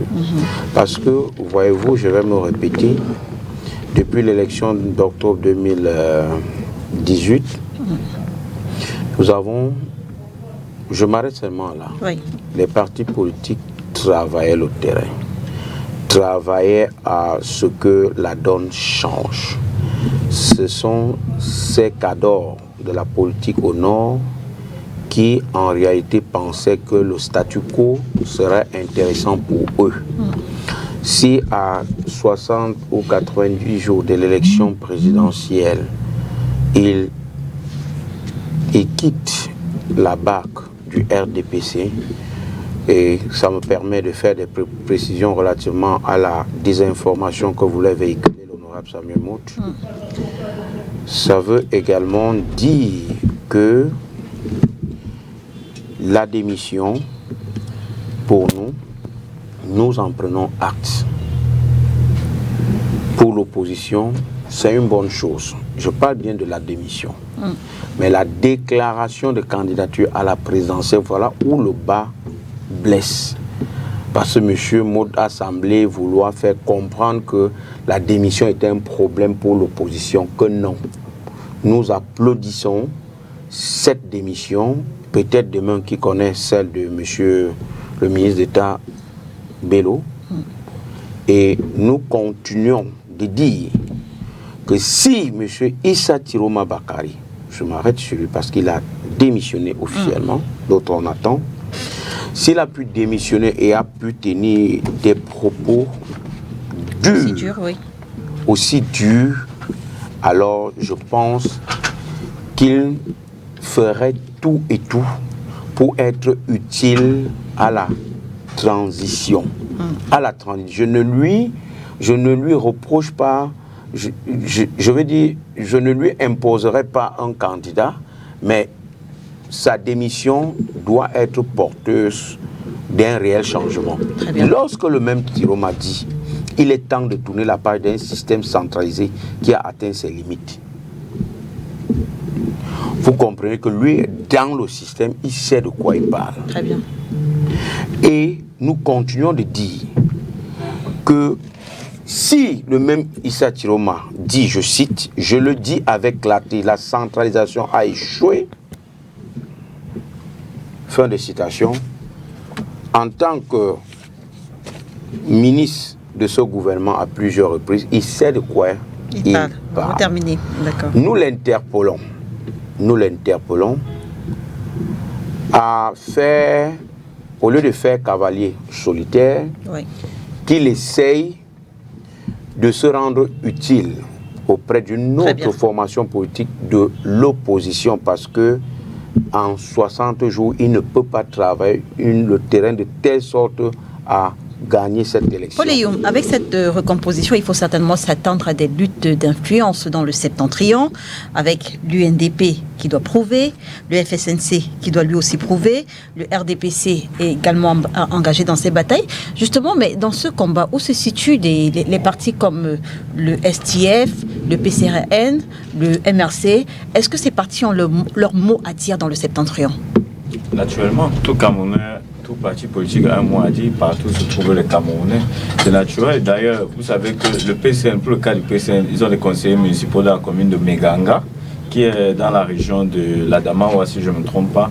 Donc, il faut dire également qu'on a commencé à enregistrer des démissions. Oui, ça aussi c'est un élément important. Voilà. C'est un élément très important. C'est pour ça que je repose la question. Parce qu'il y a deux cadres du PCN qui ont démissionné. Il y a un qui est allé, je crois, auprès du ministre Tiroma. Moi, je continue à appeler ministre. Bon, je respecte cela, ministre Tiroma. Il y a mon ami et frère Yaya Bello. Oui, non, mais attendez. Allez-y. Je dis pas juste des faits. Il y a mon ami Yaya Bello qui est maintenant auprès du ministre Bello Bouba Maïgari. Bon, vous voyez aussi les noms pour vous montrer comment notre pays fonctionne. C'est pour ça que j'interroge une fois encore tout à fait, la position de ces partis politiques à influencer dans le Grand Nord. Vous savez, je remercie déjà le Joe parce que le fait d'avoir démontré le personnage caméléon d'Issa Tiroma Bakari, ne veut pas dire que nous ne sommes pas d'accord qu'ils viennent. Nous sommes très contents. Vous savez, plusieurs fois... Non, nous prenons tout. Même vous, nous on vous attend dans l'opposition, honorable. Vous savez, nous avons toujours dit que nous voulions le retour du FSNC, de l'UNDP dans l'opposition. Nous sommes contents. C'est juste que nous ne voulons pas voir les efforts des Camerounais de toutes ces années qui se sont toujours battus pour avoir les meilleures conditions, être hypothéqués par des personnes d'un coup elles sont dans l'opposition, l'autre coup elles sont dans le pouvoir. Parce que nous ne voulons pas sacrifier tous ces efforts. C'est pourquoi nous disons aux gens, attention, que l'UNDP, que le FSNC, même si le ministre Bellouni n'a pas encore démissionné, en supposant... Vous insistez sur le... Il n'a pas encore, sur le pas encore. Non, mais... Vous avez eu un échange avec le ministre. Est-ce qu'il vous a dit... Non, mais attendez un peu. Non, mais attendez un peu. Vous voulez être candidat à l'élection présidentielle. Moi, je suis président de la République. Mon parti dit que je suis candidat naturel. Vous dites que vous allez aux élections et vous restez dans mon gouvernement. Ce sont quand même logiques. Donc, vous ne connaissez pas le pays. Non, mais c'est justement... Non, mais je ne parle pas... je parle de la logique. Or, comme le Cameroun ne fonctionne justement pas... Daïsala, paix à son âme, a fait campagne pour le candidat Ebois en 1997, tout en étant membre du gouvernement comme ministre des Postes et des Télécommunications. C'est vrai qu'après cette élection-là, il a été viré du gouvernement. Mais c'est ce que je suis en train de dire. Mais il n'a pas été viré pendant la campagne. Mais c'est ce que je suis en train de dire. Peut-être parce que pendant la campagne, ce n'était pas possible de faire un réaménagement ministériel. Peut-être. C'est logique. Parce que lui fait la campagne pour quelqu'un d'autre. Mais dans le cadre de c'est lui qui est candidat à l'élection. C'est lui qui est candidat à l'élection. C'est de ça que je parle. Donc c'est ça qu'on dit. On se réjouit qu'ils viennent dans l'opposition, mais on dit juste pour éviter, si peut-être à la dernière minute, il change encore d'avis. Nous, on n'a pas envie que tous ces efforts de toutes ces années, l'année prochaine, j'aurai 10 ans de vie politique, que je me retrouve avec un monsieur qui dit qu'il n'a pas encore fait alliance. On fait comment? C'est ce que nous disons. Donc, ils apportent le poids qu'on le a dit. Et d'ailleurs, lorsque vous faites l'analyse sur les 71% que le candidat du RDPC a à la présidentielle, le grand nom, c'est 41%. Ça veut dire que techniquement, si on suppose, il y a une partie aussi des électeurs du RDPC qui sont dans le grand nom. Le RDPC aura du mal à maintenir sa domination. Oui, supposons même que le RDPC, lui, pouvait encore avoir ses vrais militants, 6%. Et le FSNC et l'UNDP, mais attendez, mais attendez, non, laissez-moi continuer. Tant pis pour les gens du LDP, c'est eux-mêmes qui savent où ils trouvent les électeurs. C'est eux qui savent où ils trouvent les électeurs là. Moi, je ne sais même pas, moi, je ne peux jamais les voter, mais ils savent. Maintenant, si on suppose que le FSNC. Dans certains endroits à qui on donne des cartes. C'est tout, donc moi, je ne sais même pas de quoi ils disent pour les électeurs là. Toujours est-il que le RDPC est le parti le mieux implanté sur le territoire national. Le plus, c'est un parti d'administration. Est-ce que le RDPC, c'est un parti politique proprement dit? Là-bas, quand vous devenez ministre, que vous devenez membre des délégations départementales, vous venez commander ceux qui sont élus. Et ça, c'est pas un parti politique, c'est l'administration. Je voulais revenir à ceci pour dire cela. Si le FSNC et l'UNDP, le grand nom a apporté 41%, en supposant donc que le RDPC par magie a même quelques sympathisants qui sont 6%, ça veut dire que l'UNDP et le FSNC ont apporté 35%. Ces 35%, donc, s'ils vont aux élections tous les deux, le RDPC, il aura ses 30%, plus les 6% là, il aura déjà 36%. Le RDPC d'avance. Le FSNC et l'UNDP vont diviser leur voix. Le 35%, ils auront peut-être 20 et 15%. Mais au final, qui sera encore premier? C'est le RDPC. Donc, au lieu donc de disperser les voix, de distraire les gens, que l'UNDP et le FSNC s'associent à ceux qui mènent la lutte depuis pour faire en sorte que les 14%, comme Moïse Kamto en 2018, les 6% de Cabral, les 4% d'aussi, qu'ils aient au-dessus, parce que quand vous additionnez tout ça, ça fait 14, ça fait 24%. Encore, ils font le jeu avec 41%, on passe à 24 plus 41, ça fait 65% des voix de l'opposition. Et là, au moins, on est sûr de conquérir le pouvoir. Et on va en équipe, on va tous en gros conquérir le pouvoir. Mais s'ils ne le font pas, là, je vous dis, ça veut dire que ces gens-là sont clairement en mission. Et comme nous ne voulons pas des chevaux de Troie dans l'opposition, je vous le dis, honorable Motis, vous pensez que vous allez venir nous distraire, manipuler les Camerounais en leur faisant croire que ce qu'on est de mission. Non, nous sommes pour leur démission, nous sommes avec eux, mais qui viennent pour soutenir les efforts qui ont été déjà consentis parce que nous ne voulons pas de petits ponts à la dernière minute. Et s'ils apportent leur voix à l'opposition, l'opposition va prendre le pouvoir et nous allons diriger le Cameroun. Est-ce que ces candidatures honorables Maud peuvent redessiner la carte électorale? Je veux dire, est-ce la fin d'une ère quand on sait que les fidélités électorales dans le septentrion structurent depuis belle lurette l'hégémonie du parti au pouvoir, votre parti? Non, mais c'est pas parce qu'il y a 2 ou 3 personnes avec qui on a travaillé jusque-là ont décidé de voler de leur propre aile que forcément ça va tout restructurer. Je vais vous donner un certain nombre de chiffres. Donc en gros, le RDPC a la capacité de maintenir sa domination même sans ces 2 relais. C'est une élection, Madame Ganze, c'est une élection. Et au Cameroun, nous savons qu'une élection, par essence, a la vocation à être gagnée de même qu'on peut la perdre. Ça, c'est clair. Et c'est pour cette raison que nous travaillons d'arrache-pied pour que ce que vous appelez hégémonie, c'est vraiment le thème, je trouve, assez fort. Nous voulons être représentés dans le corps social de telle manière à ce qu'on nous laisse appliquer des politiques publiques qui sont les nôtres et que nous défendons également, nous n'avons aucune honte à défendre. Mais si je suis maître Lodjo, je suis également Paul Youm, je suis arrivé à la conclusion, ou à cette interrogation qui consiste à dire est-ce que les contrariés personnels ne sont pas aujourd'hui le fondement de tout ce que j'entends les gens dire contre la gouvernance actuelle. Parce que voilà des ministres qui ont travaillé avec nous et qui aujourd'hui, au moins un d'entre eux qui disent de toutes les façons il n'y a que du noir absolu en face. Est-ce que c'est le résultat d'une contrariété personnelle ou bien c'est une conviction profonde? Si c'est une conviction profonde, on va la prendre comme telle et on va la traiter en la matière. Je voudrais tout simplement, pour que vous n'ayez pas également... tout à l'heure, là, ils n'ont pas voulu que je parle sous prétexte qu'il y a des fraudes. Sincèrement, apporter des fraudes. Nous avons eu une instance électorale qui a été ouverte au grand public pendant toute une période. Je crois que le débat a duré à peu près 2 ou 3 jours. Je n'ai pas eu le moindre frémissement de quelque chose de sérieux qu'on a apporté qui pouvait être, sur lequel pouvaient s'appuyer les juges constitutionnels pour pouvoir dire sa réalité. Non, là, je suis vraiment très sérieux. On a également vu des observateurs de Transparency International. Pardon? On a également vu des observateurs de Transparency International après l'élection. Et qui ont dit quoi? On peut mettre ça en parenthèse. Oui, qui a dit quoi? Que Akeremouna ne reconnaissait pas. Oh ben écoutez, mais ça c'est également ça fait partie du folklore qui nous a été plus ou moins ça fait partie du folklore qui nous a été plus ou moins imposé dans ce pays parce que à force de dire qu'en réalité on fraude en face, on en arrive à la situation où on veut tout justifier. Je ne suis pas dans la justification. Le gars qui demain ou après-demain vient avec auprès du juge constitutionnel qui vient et qui dit à tel endroit avec des éléments bien sérieux, bien bétonnés, qui dit à tel ou tel endroit on a fraudé, à ce moment-là, il y aurait tendance à le croire. Lorsqu'on nous abat l'histoire de 32 PV à l'Assemblée, au Conseil constitutionnel, on est vraiment sérieux, alors qu'on a été absent durant tout le processus, ce qui fait le fondement de la sécurité du processus, le nôtre, et même partout ailleurs dans le monde, c'est le fait d'être tout en responsabilité de telle manière à sécuriser le processus. Les gens ne sont pas là dans la sécurisation, mais vous n'êtes pas obligé d'être d'accord. Je voulais vous dire ça pour vous dire également qu'il y a une élection qui a été très disputée, ça je vous le concède, celle de 1992, elle était présidentielle. Après, les élections qui sont le plus discutées aujourd'hui, parce que ce sont des élections de proximité, c'est des élections locales. Elles sont discutées. Je vais vous donner une certaine tendance. En ce qui concerne les communes, au Cameroun, oui mais Aka, c'est mon argument à moi. Tu vas souffrir que tu l'as des bites.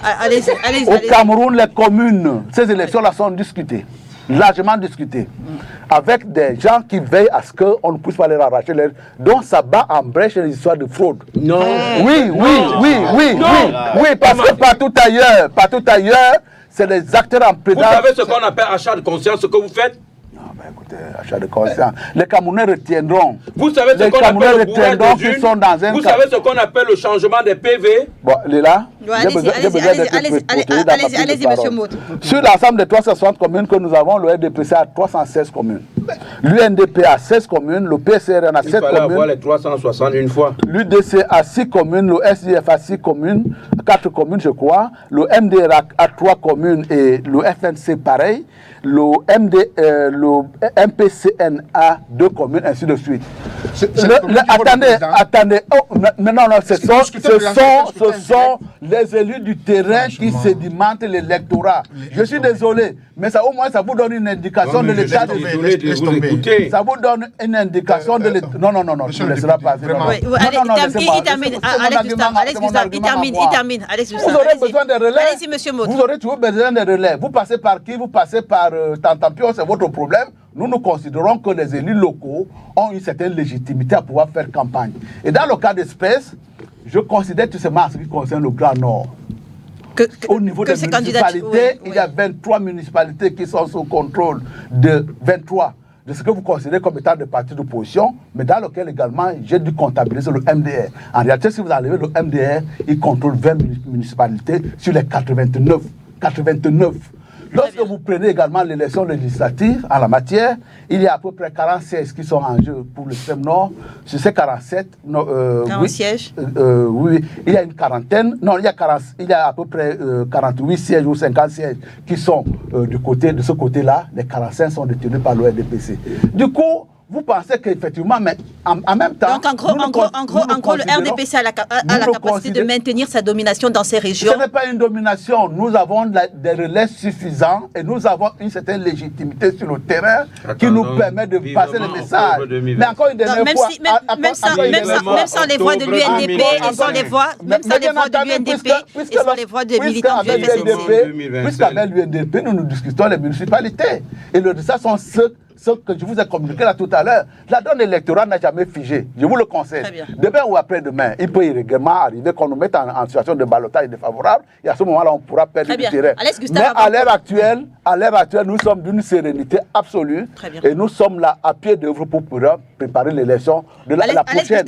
Et du coup, on pensera qu'on partira. Je fais quoi? J'arrache la parole. Non, mais tu ne peux pas arracher la parole. Il est en train de terminer. Tu m'as empêché de parler.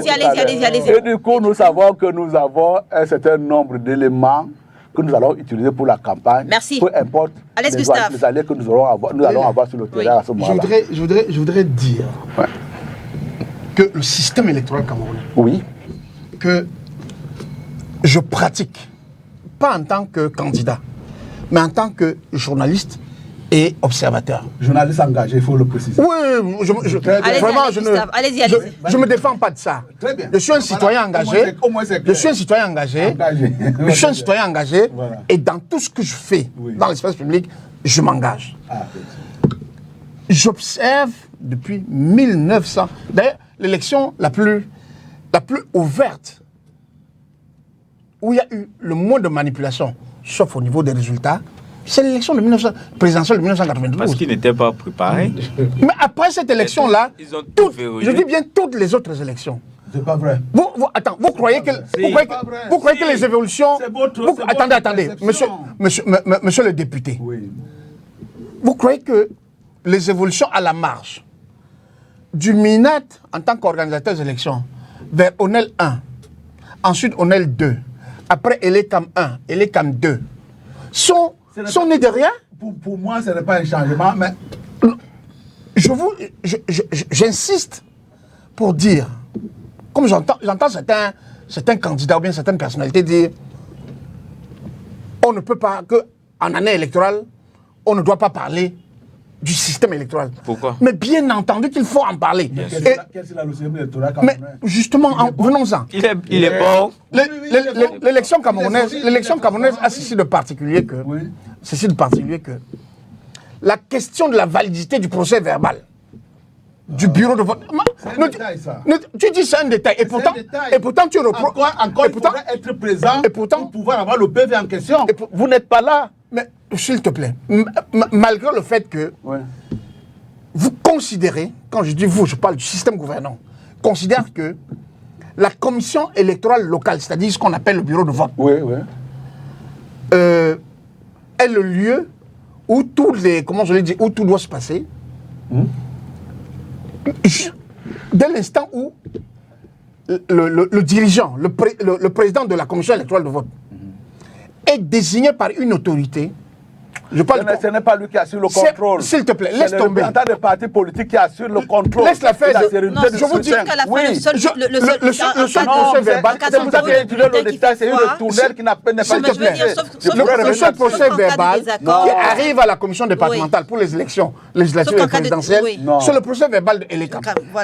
En cas de désaccord, c'est ce que dit la loi. Et en cas de contestation, en cas de conflit, en cas de conflit, c'est le procès verbal qui fait foi, supposé de Elekam. Non, c'est irresponsable ce que tu dis. Mais moi je dis ce que la loi dit, mais qui a montré sa faiblesse sur le terrain parce que il est arrivé des localités où il est arrivé des localités.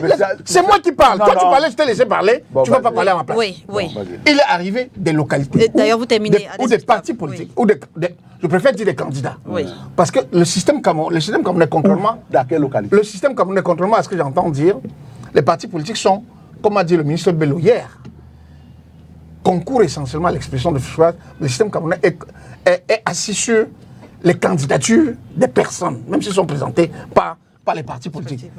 J'ai couvert des élections où des candidats se sont plaints de ce que les résultats qui ont été acquis dans les bureaux de vote. Rapidement. Il y a un centre de vote, il y a un Kololoun ici, à Douala, s'il te plaît, un Kololoun ici. À Kololoun, appelez le monsieur qui est ministre du chef de cabinet du SDF. Non, du SDF. Ancien du RDPC. Appelez-le, c'est un de vos anciens camarades. Il va vous dire comment Lui aussi, c'est une contrariété personnelle. Il a rejoint l'opposition. En réalité, tout ce qu'il peut dire contre le RDPC n'est pas recevable. Terminez, Alex Gustave, terminez. J'observe ce cas-là. Terminez. C'est une contrariété personnelle. Il y a une localité qu'on appelle Manoka ici, dans le Vouri, où vous allez dire les conditions de voyage. Moi, j'ai couvert les élections à Douala 5e. Mais si tu as peur de l'eau, c'est ton problème. C'est un territoire camerounais qui est là-bas. J'ai couvert les élections à Douala 5e, où les procès verbaux, comment je l'ai dit, de Vouri 5, arrivaient à la commission départementale 5 jours après la clôture des élections. Vous pensez que pendant les 5 jours, on faisait quoi? Très bien. They were forging.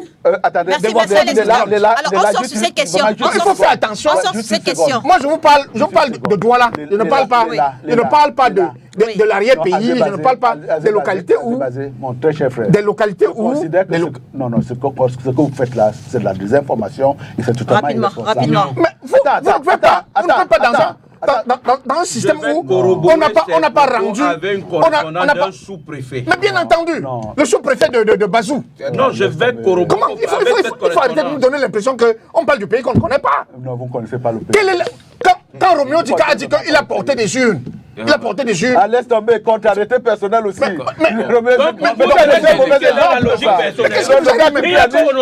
dans la logique personnelle. C'est-à-dire que vous ne contre vous, c'est la contrariété personnelle, justement. Un autre exemple. Il comptait les autres. Je vais donner l'exemple. Madame Foni, élection législative de 2007. Vous aviez des bureaux de vote où il y avait 180 électeurs sur la liste. Moi, on trouvait 300. 300 votants. L'affaire est allée à la Cour suprême. On a annulé les élections. On a repris les élections. Le SDF a gagné. Qu'est-ce qu'on a fait là? On a annulé. En cas de fraude bien documentée, on annule. Mais vous avez dit qu'il n'y a pas la fraude. Vous avez dit qu'il n'y a pas la fraude. C'est un cas. Je n'ai pas dit ça. On va sortir le sujet.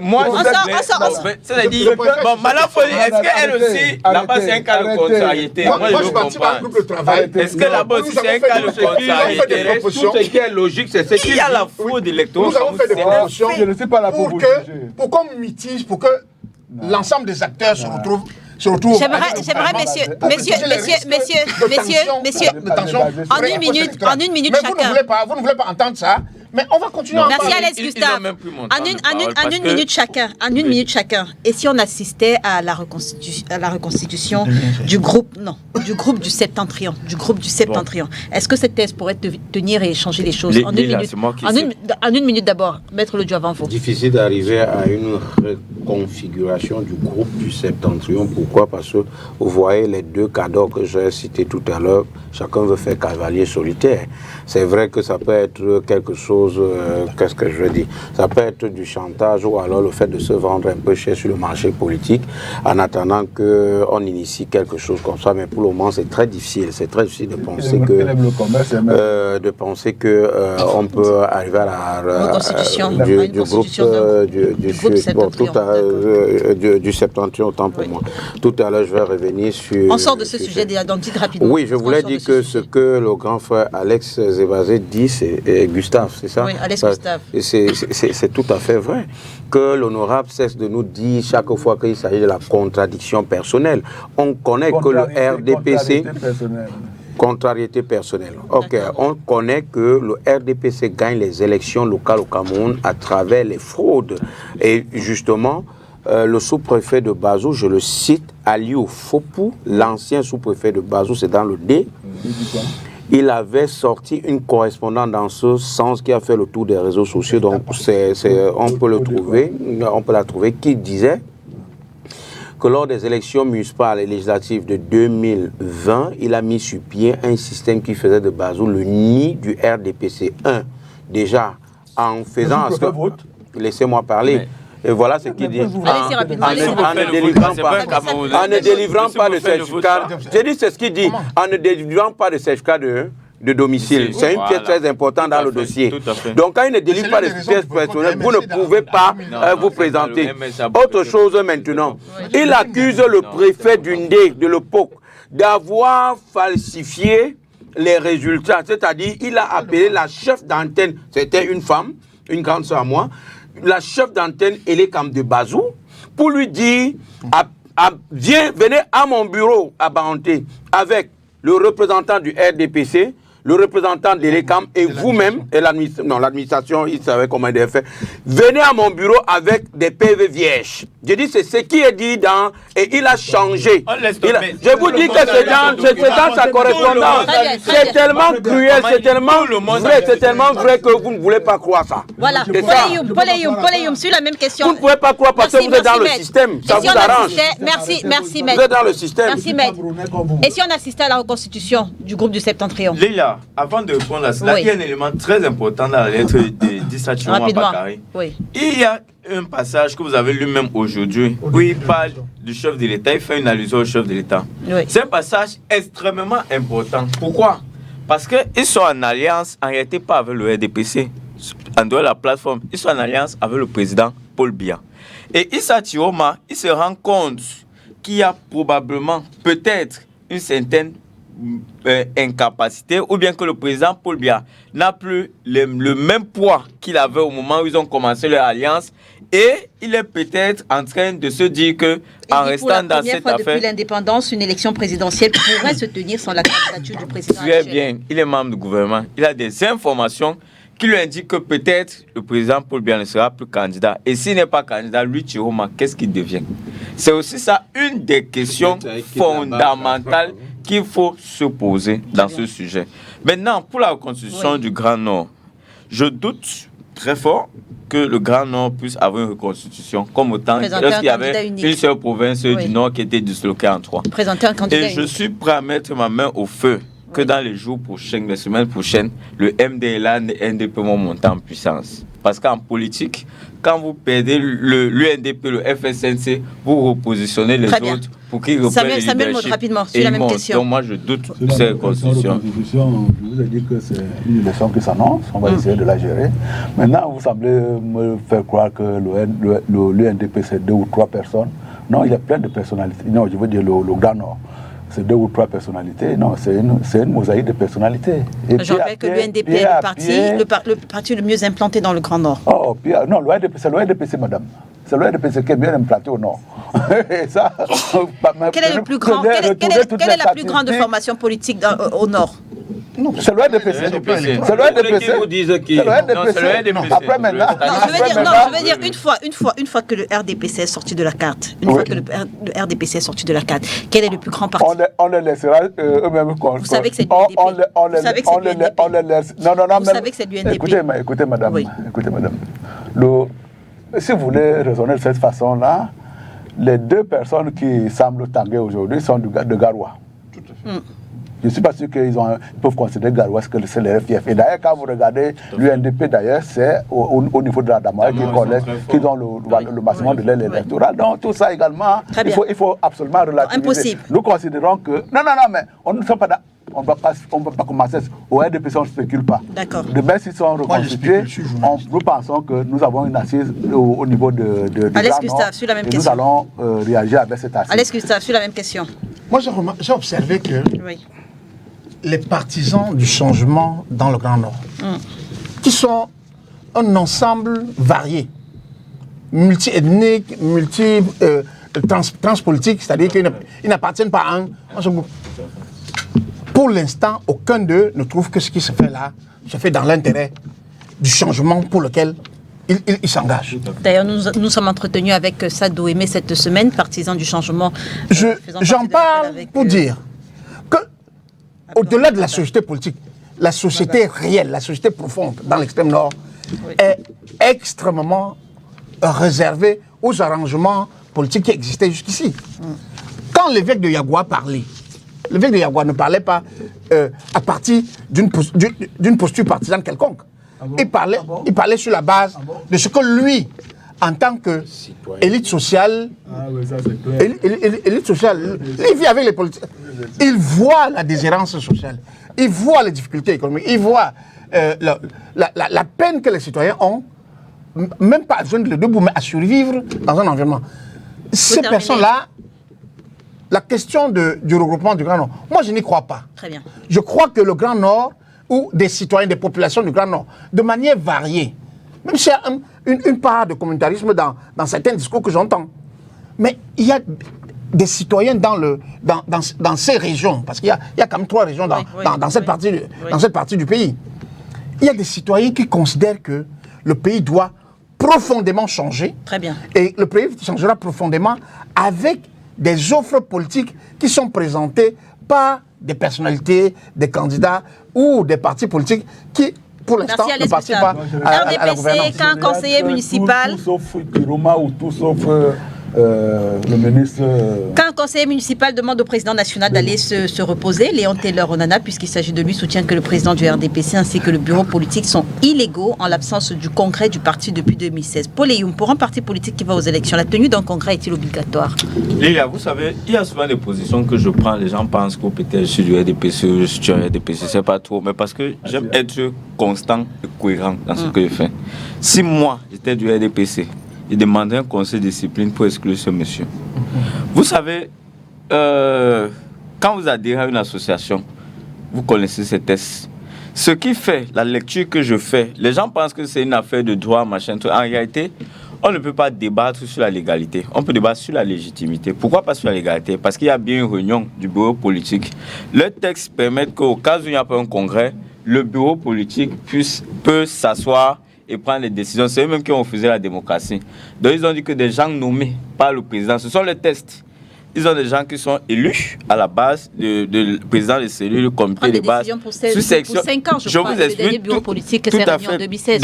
Pour le comité, la sous-section, la section, ils viennent, un monsieur qui était quelque part un homme dans l'administration, il vient, il monte au-dessus, il est un membre de la délégation départementale, il est un membre de la région, lui qui est nommé, qui n'a aucun mandat des militants. Il se retrouve donc le congrès où les militants qui sont élus doivent donc s'exprimer sur les décisions du parti, sur le candidat investi. C'est encore le bureau politique nommé, parce qu'il y a ceux qui sont élus, mais il y a ceux qui sont nommés. Et sur la vingtaine de personnes, il y a plusieurs qui ne sont plus dans leur bureau politique. Et ils prennent l'institution de la République, la première présidence de la République, ils vont organiser la réunion de leur association. Pas une association, c'est une affaire de quartier. Ils prennent l'association, ils amènent à la présidence. Mais attendez un peu, une association, ça se réunit où? Ce n'est pas les institutions. Ils se réunissent quelque part dans un siège. La preuve, ils ont refusé dernièrement à quelqu'un qui voulait faire la réunion dans son siège à lui. Ils l'ont empêché d'avoir sa réunion. Mais eux, ils prennent le parti pour aller faire ça dans la première institution de la République. Ils font la réunion au bureau politique et ils décident là-bas conformément à leur test que leur président, qui est le président national du RDPC, je veux dire, il ne peut pas être président national du RDPC, M. Paul Biya, il est candidat du RDPC. Et toutes les décisions qui avaient été prises au Congrès, on continue comme ça à vite éternel. Nous, on ne veut même pas entrer. Là, c'est l'égalité. Mais puisque, est-ce que les tests interdisent de reconduire à vite éternel? Non, ils ont refusé la démocratie. Les gens du RDPC ont refusé carrément la démocratie. Je continue. Ils ont accepté de devenir un parti d'administration et c'est comme ça qu'ils sont gérés. Maintenant donc, Télé Onana, il faut regarder le parcours. Télé Onana est élu dans quelle circonscription? Monatélé. Monatélé, c'est une circonscription frondeuse. Il faut connaître les espaces politiques au Cameroun. Télé Onana est préparé l'élection de 2026. Là, maintenant, il fait la lecture d'un homme politique. Il est dans une situation où il n'a aucune garantie qu'il sera encore conseiller municipal l'année qui arrive. Vous avez des gens comme Denis Emilia Tangana, qui sont des Célestin Bédiguier, mais à jouer là-bas et tout. Le gars, il se dit, mais si je fais un peu du tam-tam, parce qu'en réalité, qu'est-ce qu'il représente dans le RDPC? Parlons peu, parlons vrai. Il ne peut même pas être délégué au congrès du RDPC. Lui qui parle du congrès du RDPC, puisqu'il n'est pas président de section, il n'est pas président de sous-section, le comité de base. En réalité, il peut même pas être membre du congrès du RDPC. Non, mais je suis en train de vous dire, il ne peut même pas être membre du comité. Donc là, maintenant, il est dans une logique où il se dit que peut-être en faisant cela, il peut avoir du capital politique, mais nous autres, ça nous aide. Parce que ça apporte la preuve que même au sein du RDPC, les gens peuvent dire les choses. Et ça apporte la preuve à ceux qui avaient le doute.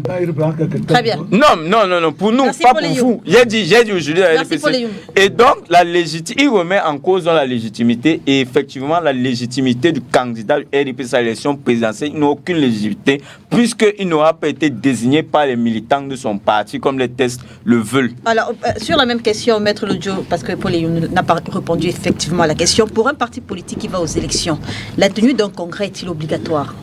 C'est mon message à faire passer. Tout dépend d'abord des textes du parti.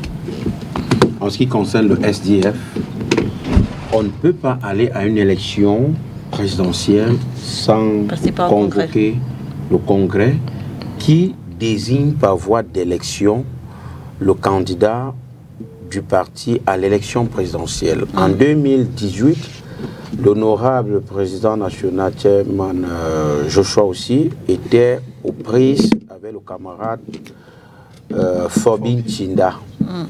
Il a été plébiscité, sa candidature est passée.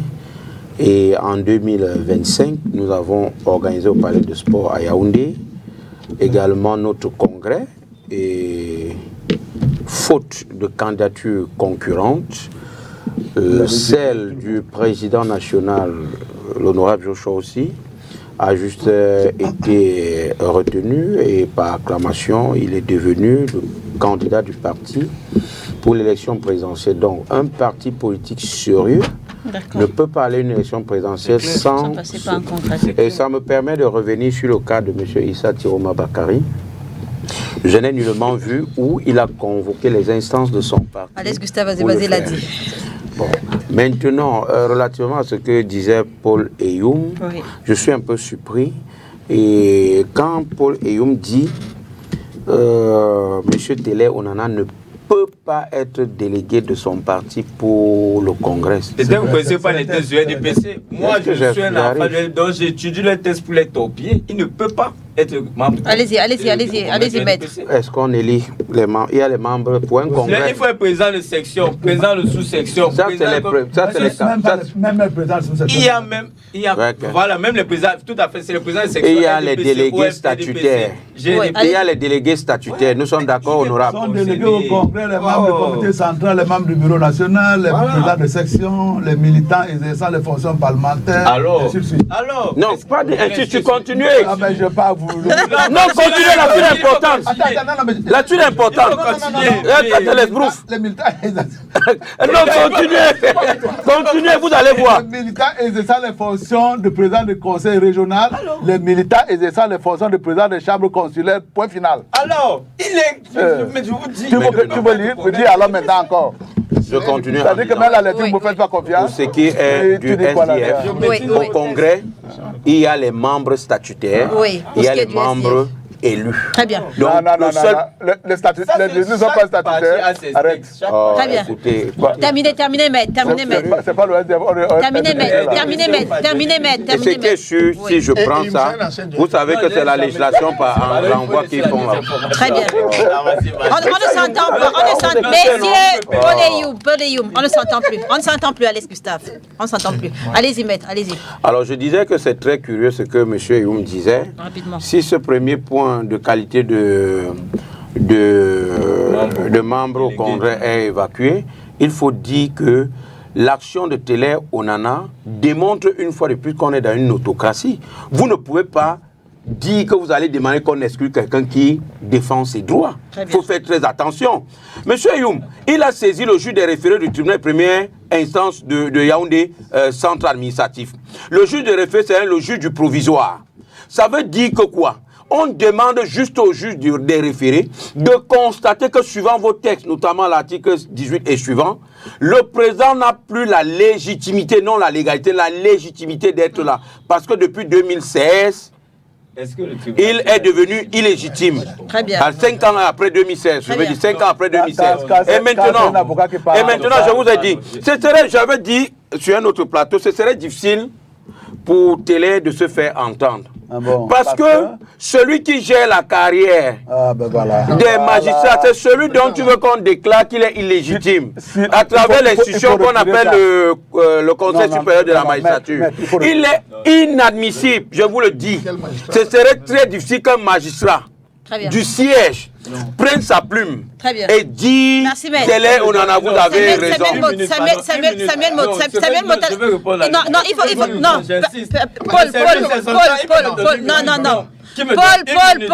Paul. Il est militant du RDPC. Non, il est militant. Messieurs. J'interroge à présent le militant du RDPC. Samuel Maud, est-ce que le RDPC peut légitimement investir Paul Biya sans la tenue préalable d'un congrès? Clair. C'est ce que disent vos textes. Je vois d'ailleurs, Mme Ganzo, vous avez passé 20 minutes à parler avec quelqu'un dans votre journal télévisé. Je trouve ça totalement désagréable parce que... Pourquoi? Ça, c'est quel procès d'intention, ça? Allez-y, Samuel Maud. Allez-y, Samuel Maud. Vous ne pouvez pas l'empêcher de faire son travail de journaliste. Parmi les absurdités qu'il vomit, le quorum, il n'y a même plus de quorum au niveau du bureau politique. Et c'est ce que c'est que le quorum. Le quorum, c'est en assemblée, madame. Et le quorum se compte parmi les vivants. Et le non, si. Le quorum, oui. Quand on dit les présents par rapport aux gens qui sont encore vivants et qui sont en mesure de venir à l'assemblée quand elle est constituée, à ce moment-là, on parle de quorum. Le quorum n'est pas un quorum qui doit être établi en dehors de cela. C'est uniquement cela. Donc si les gens meurent jusqu'à y rester une seule personne, comment... Le quorum, c'est une personne. Le quorum, c'est une personne. Justement, raisonnons comme ça. Attendez. Mais si, c'est par rapport à l'Assemblée. C'est par rapport à l'Assemblée, il le sait très bien. Ça, c'est autre chose. Vous avez dit c'est par rapport aux vivants. Mais oui. Donc si tout le monde décide le quorum est fait. Le quorum est fait pour donner une certaine lecture. Rapidement. Non. Paul, vous n'avez pas la parole. Non, rapidement. Non, je ne peux pas parler comme ça rapidement. Allez-y. On va pas parler de l'interview. Premièrement, il y a une règle de droit qui dit que les conventions légalement constituées tiennent lieu de loi, ce qu'ils les ont fait. Onana, en vertu de l'article 6, quand il adhère au RDPC, quel que soit le niveau de constatation qu'il s'assure que les gens espéraient pouvoir avoir, il sait que c'est la loi des partis. Merci. Voilà. Allez-y rapidement. Je pensais que vous avez terminé. Il ne faut pas qu'on se... Et par rapport à cette loi des partis, il est dit effectivement, par exemple, il parle de limitation de mandat, de durée de mandat. Il n'y a pas une durée de mandat en ce qui concerne les responsables du RDPC. Il n'y a pas quelque part où on a dit, par exemple, que quand tu es membre du comité central, c'est pour 5 ans. Quand tu es président national, c'est pour 5 ans. Quand tu es membre du bureau politique, c'est pour 5 ans. Il y a une disposition, article 18, qui traite de la période du congrès, qui dit que tous les 5 ans, un congrès se réunit. Et d'ailleurs, on va plus loin en disant, en cas de nécessité, cette durée va être prorogée. Cette durée, du congrès, de l'organisation du congrès. Merci Samuel Mott, merci Poléyou, merci Maître Lodjo. Je suis désolé de ne nous avoir pas donné la parole. Mesdames et messieurs, merci de nous avoir. Mesdames et messieurs, merci de nous avoir.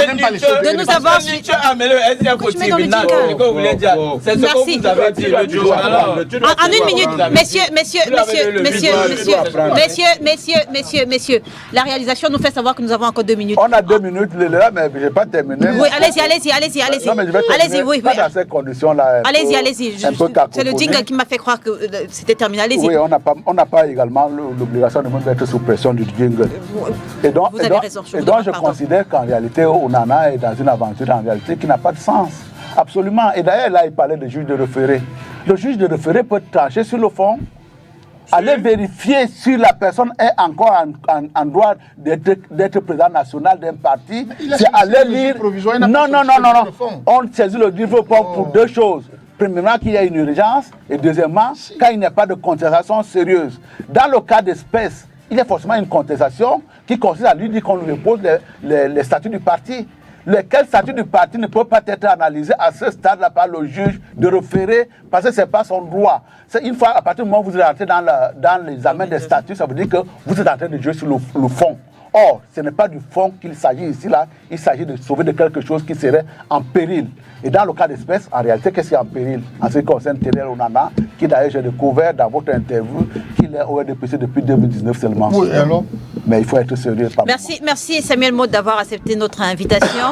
Alex Gustave Azebazé, ce fut un plaisir de vous avoir. Maître Achille Lodjo, merci d'avoir été là.